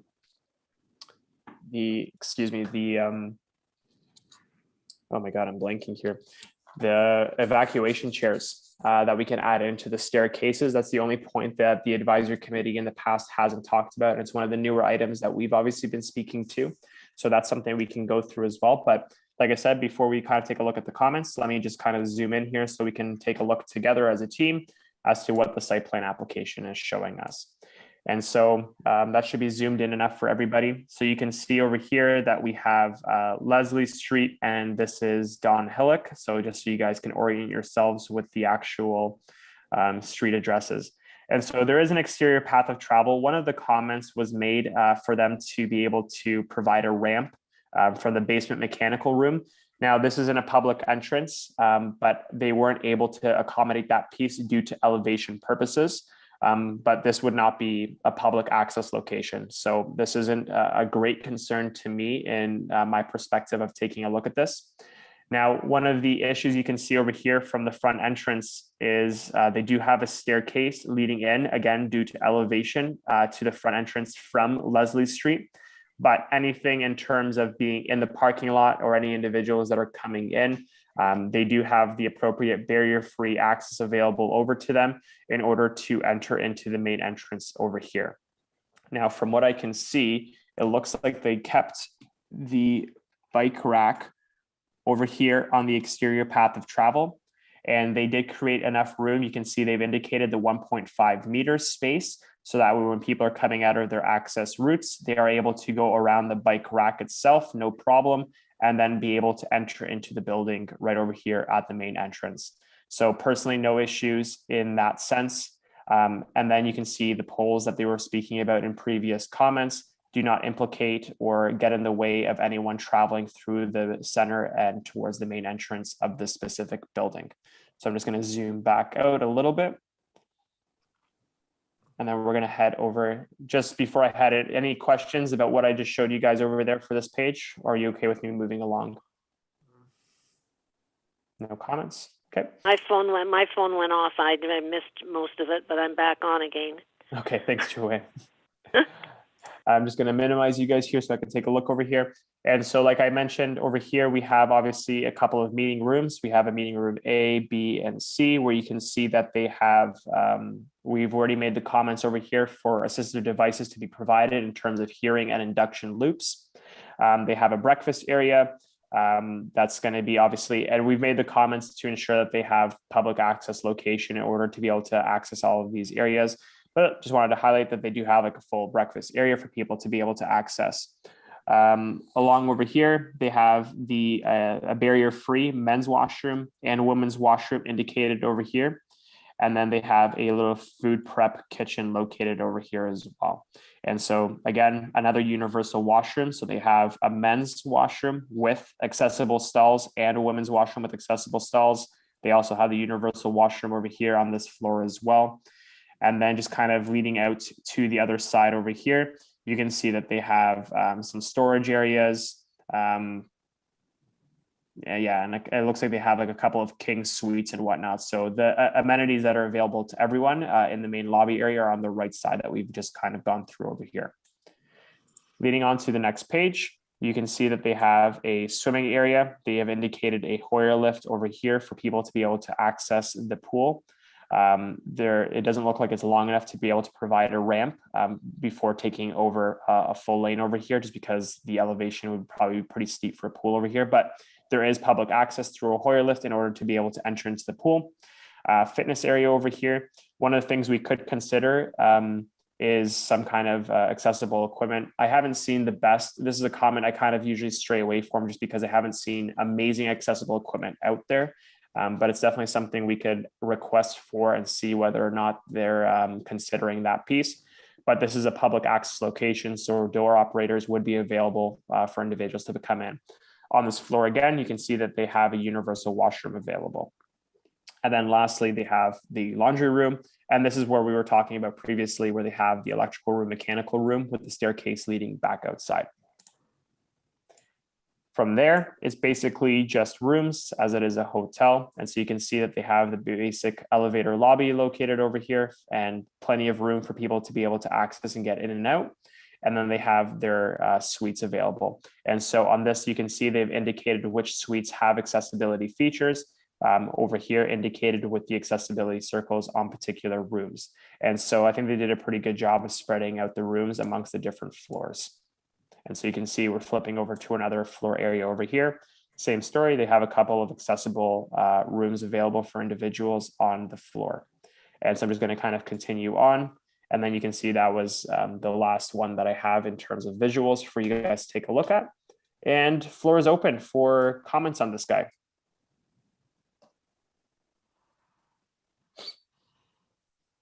Did I lose? When I left and had to get my other phone? Did I lose where you are? I mean, you're still doing about the. I'm all muddled up now because I had to run and try to find this thing. No problem. So we're taking a look at SP 2017-07, Joanne. So that would be the final site plan application on this agenda. So it's the Hampton Inn Suite Hotel, not the previous residential. Correct. Okay, because I had a comment on the residential, but I wasn't. It's all right. Don't worry. Okay. Thanks, Joanne. Okay, thank you. Right.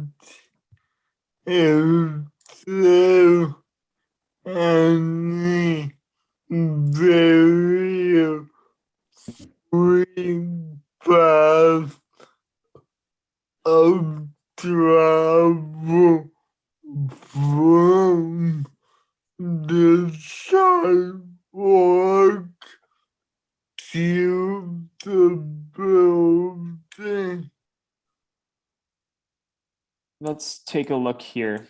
So it looks like they have a barrier-free access along Don Hills here, but the drawing isn't the best, Max. So I do want to just double check, and it's a good question, but the way I'm reading this map, and that's why I didn't bring it up, but it looks like they do have the barrier-free access along this side of the building, which leads out over here, excuse me, onto Don Hill. But I need to double check that piece because this is just a little bit more of a difficult drawing to be able to take a look at. But it doesn't look like there is one good entrance in from Leslie. As you can see, there's the staircase from the basement street level over here. And then you have the basement mechanical room again through staircases. But it doesn't look like they have an actual entrance from Leslie Street now. And so it looks like they'd have to be coming in here, but I'm gonna have to speak to the planners just because there's a lot of things going on over here on this side of the drawing. And so I would like to clarify before we, before I confirm or anything for you there.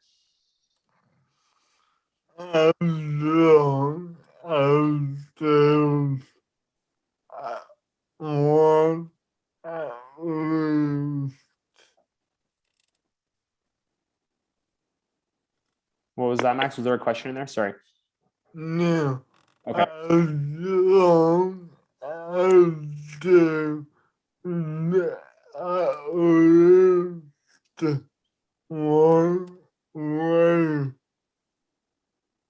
Perfect. Yeah, I'll add that note in there, Max.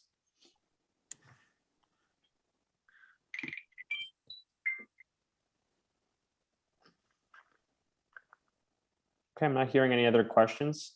Rochelle? Okay, thank you. All right, so no further questions then. I will call the vote. All in favor?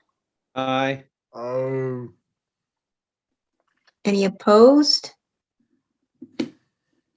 Okay, that carries. So we are now at 6.6, our roundtable discussion regarding the Town of Aurora Accessibility Plan 2018 to 2024. May I have a mover and a seconder to put the item on the floor for discussion? Matthew. Thanks, Matthew. And a second? Joanne. Thanks, Joanne. Perfect. Okay. So I actually, question to Linda, just because I know we're at our 9 o'clock mark here, Linda. Do we continue over? I don't know how it works. I don't think we've ever actually gone past 9 o'clock. So I'm just curious whether we go ahead and continue or if we have to move this to the next agenda. I'm just curious. It would depend on how long you think it would take. I think I don't have that many items, so I'm happy to go ahead and continue through. If the committee is agreeable. And then we'll also have to deal with item 6.1. Yeah. As far as whether you want it deferred again. So, okay, yeah. So we'll have that chat. Is the committee okay with an additional like 15 minutes? I should be able to get through the items fairly quickly here. No crazy updates coming through. It seems like we're okay with that. I have to go. I have another meeting. Okay, so Haley's gonna hop off. We still have quorum without Haley. Right. Do we have to put a motion through, Linda, or can we just proceed?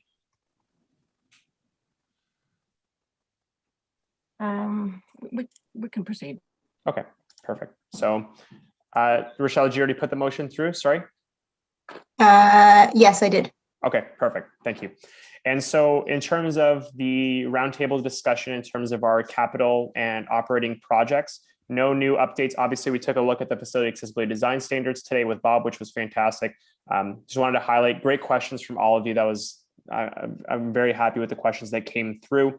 We'll obviously have a couple of drafts coming through, including staff members' comments on where they kind of want to stand with this. So I'll probably have a good update for you guys either next month or the following month. We'll see how quick comments roll through from all of the departments. One of the items I wanted to quickly bring over to the table that we're moving forward with right now. Previously, last year, we were talking about Victoria Hall. One of the capital items that we had scheduled was that ramp that we wanted to add into Vic Hall. One of the concerns with, from my perspective, of adding a ramp onto Victoria Hall is that the remainder of the building isn't accessible. And so one of the things that we've gone ahead and allocated for this year and we're going through right now is actually getting a consultant to provide us the best mapping of what we can do for that building as a whole. So the ramp is still obviously something that we're going to be adding in and taking a look to make sure that we can access the building. But I wanted to also highlight the fact that we're taking a look at the building as a whole and seeing what we can do in terms of mapping out and keeping obviously the heritage of Victoria Hall, but also modernizing the interior in order to be accessible and more usable. For those of you that haven't been in Vic Hall, it's small and it's multi-leveled. And so you walk into it's stairs, one level, and then they have basically like a lip to get to the washroom and kitchen. It's a mess in terms of accessibility. So wanted to just kind of throw that on the table and let you guys know that we're going to be going ahead with procurement for a consultant on that piece in order to figure out how to handle Victoria as a whole. And then that will include the ramp that the Accessibility Advisory Committee was asking in order to enter in that piece. So no crazy movement on it yet, but it is proceeding right now, which is great. The other piece for capital items, I know we were talking about the information communication standard at the last meeting. I've currently submitted the 2 pre-bids for us to take a look at software and a remediator to assist us with our documents that we have on our website. So you guys will have a more in-depth update at the next committee meeting once we actually have the procurement process started. So the pre-bid is just to kind of get procurement aware, and we're starting to build those bids right now. And so that should be up and available in the next month.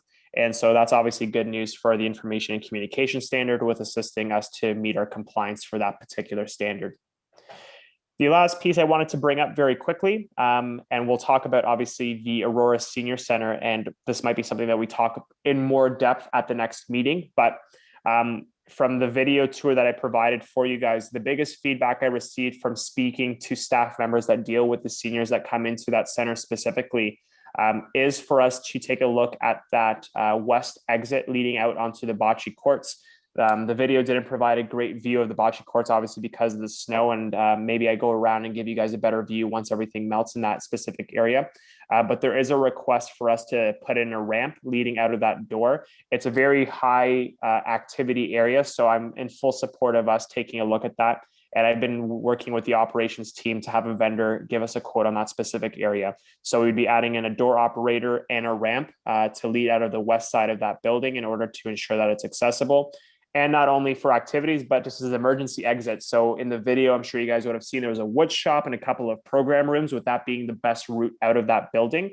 And so we want to make sure that it's fully accessible for individuals to be able to reach out. And then the second point that they were mentioning, and I talked about in the video as well, is the grading of the actual parking lot leading into the senior center. So the parking lot's a little bit older. You would have noticed in the video that they don't have access aisles. They do have wider barrier-free parking. So it's still easy to be able to get out of your vehicle over there. But there wasn't in the code at the time curb cuts to lead from each of the barrier-free parking spots. I'm sure you guys would have noticed, basically it's one piece of exterior path of travel leading across the entire way. And so one of the considerations for us, and this would have to be a capital item that we take a look at in future years just due to cost, but actually creating a graded exterior path. I would like to see for those barrier-free spots to basically just have one level curb depression so that everyone is able to get onto the access route, and so that it's graded nicely towards the entrance and the west side of the building. So rather than having basically one giant slump coming out of the parking spots that are currently there, we would have something a little bit more level. So I think that would be a nice add for us on our capital list, probably taking a look at either 2023 realistically for us to have it on the agenda for council to create that approval. But those are the 2 items that came to my attention and were probably the most pressing ones from the tour that I provided. But I obviously want to hear from you guys. So taking a look at the video, was there anything else that you would like to see added into the senior center as priority items for us to kind of address? What we looked at, it was I noticed that the faucet controls were not accessible. Yep. So that would be, and I'm happy to address that point too, Max. I think that would be something that we can probably do through our operating budget. So we wouldn't have to add that to capital, but like when we're taking a look at like door operators, that kind of stuff. I know Rochelle's made a point of that on a couple of the other tours, is trying to create accessible sinks within our washrooms. And so having it with wave sensors is definitely something that we can take a look at for those sinks over there. it's Joanne. Could I ask something, please? Of course. I notice I use the senior center, so I notice that at different times when I go for things, I don't go a lot. I just go to a couple of regular things, but because it's joined to the town offices, the parking becomes very difficult sometimes for the senior center, and of course that's where you have more people with issues, that come and go with their wheelchairs or whatever we have. And but I've passed people who have parked right down at a space that's at the wall nearly, or the first one up. So there's no division even to say, please park up here at the top if you're going to the town building, And I just didn't know whether there's anything that could be done about that. Yeah, so that's a great question, Joanne. And I actually asked the question too about parking. So from what I've heard, and this is coming from the seniors coordinators and the individuals that are also using it, they're very particular apparently about the parking lot being touched because there is a fair amount of parking available currently for the senior center. And the reason I'm bringing this story up is for us to actually create the appropriate barrier-free parking along that side of the building, they would lose technically parking spaces. And so to your point, there is a need for additional parking, but if we retrograde it, there isn't space for us to technically add parking right now over there because we have Lambert Wilson Park, obviously Town Hall you mentioned, and then we're straight on to John West Way. So unfortunately, if we were taking a look at retrograding that parking lot, there's a potential for parking to be lost, because if we provided appropriate barrier-free parking, we would have a mix of type A and type B spots, but it's the access aisles, those 1.5 meter additional pieces that we'd be adding in that would probably eliminate maybe one or two spots, nothing crazy. But by us coming in to create it fully accessible, we'd actually be losing spots. I just wanted to highlight that piece. And then the other component for us to consider actually is because a lot of the municipal staff members are currently working remotely, and we'll see, time will tell what it'll look like in the future, whether there's going to be some kind of work from home policies available for staff members. That might actually assist with lightening up the amount of vehicles for town staff being involved in the town hall parking lot over there. So that might actually increase parking availability for the senior center, but that's kind of like we'll see what happens based on what kind of COVID throws our way. But it's definitely feedback we've heard. I know when it's active. I mean, I can be there with the choir, and there's 40 some odd people there. There's people playing cards in the next room. Yeah. The lounge is filled with people. The ladies are in the front room doing jewelry, and there might be somebody down one of the side rooms. And it's really, really busy. I mean, I know there's times when they're not busy, but it's really busy at times.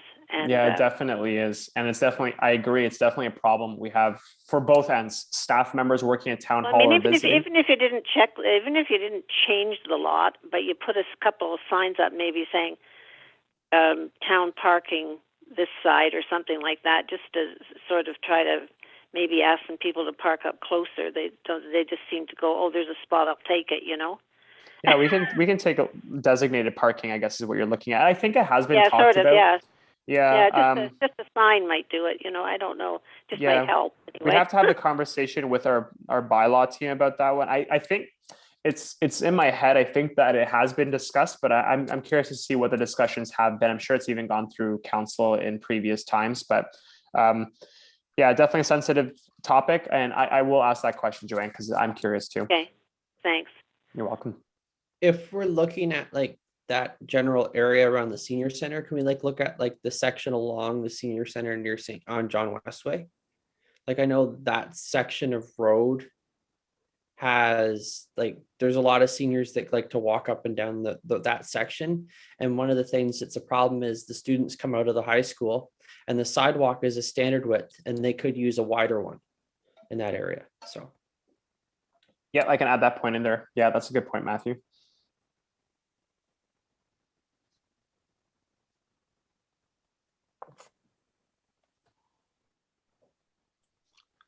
I'm just writing that down, but if anyone has any other comments, you're more than welcome to put it in while I'm just adding that piece in.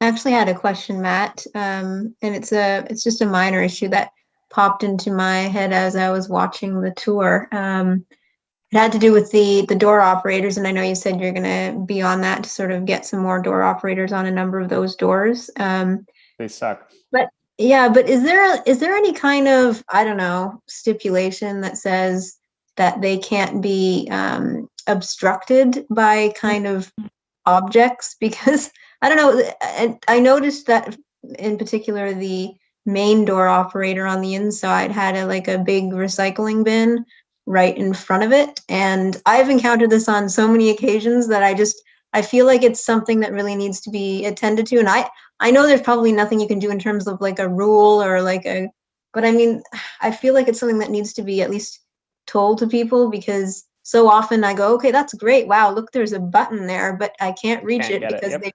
they've put a garbage can or a recycling bin or, a sign or something like that. And I mean, for people that are ambulatory and are, standing or walking, they can, reach over that item or whatever it is. And people tend to think that as long as you can see the button, it's reachable, but it's not the case when you have to drive up to it with either a scooter or a wheelchair.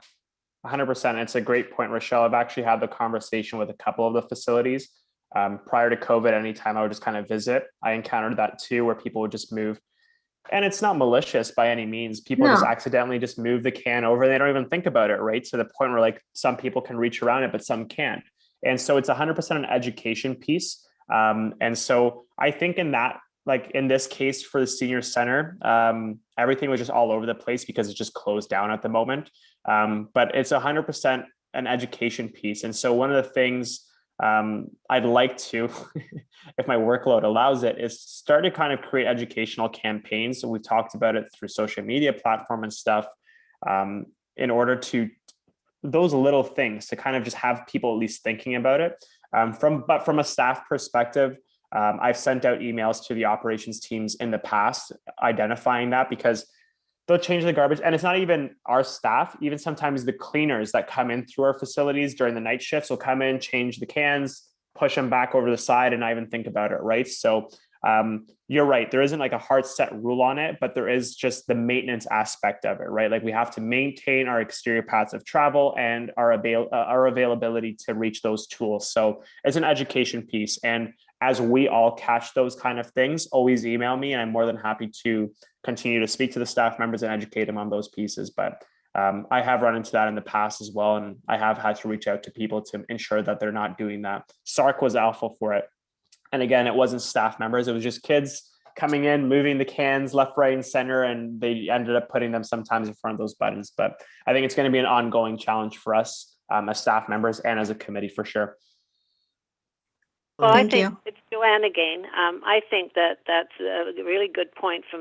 But the thing is, like, as a person, a maintenance person, or whoever is in the building, as they go around and check it at night or whatever before they close it down, whoever does that, that's the same purpose to me, that whether you had cleaners in or not, that then there should be somebody, either staff or whatever, that goes around and makes sure all the doors are cleared before the day starts.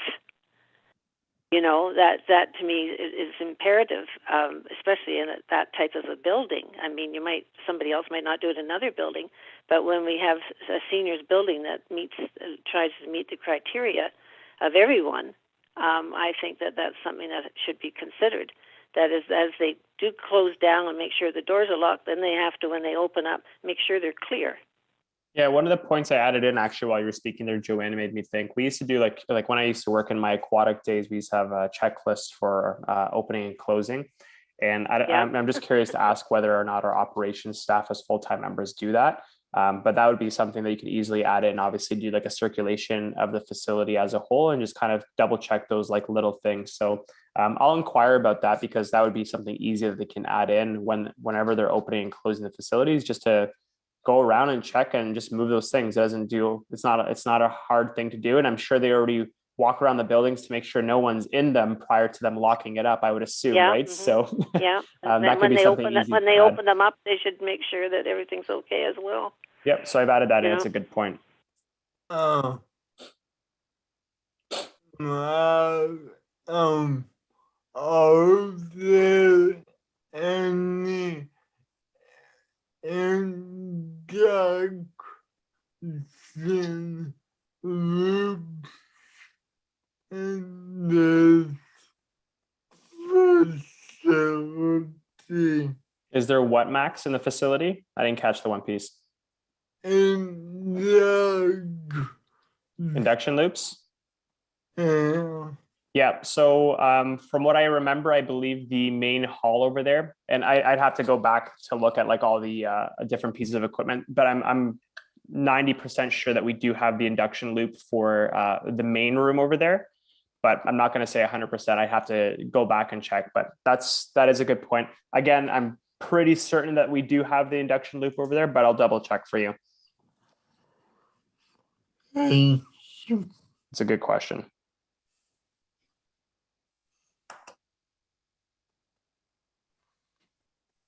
Okay, so if there's nothing else, and I know I mentioned in the video, the door operators that they do have over there, they technically meet the standard in terms of being a closed fist operator that you can click. But as we're doing, you guys have seen it over the couple of years, as we kind of update the door operators, I move everything over to wave sensor because it's just easier. It's the most accessible. You don't have to click it. You don't have to use any force or anything along those lines. So the good thing is they do have door operators, but as we continue to retrograde over time, we're going to be moving everything over to the wave sensors. So, and then I did have one last piece, so that way I'm not taking up your whole night, guys. And I apologize for this, but I think we had a good discussion earlier with the FADS piece that took up the majority of our meeting.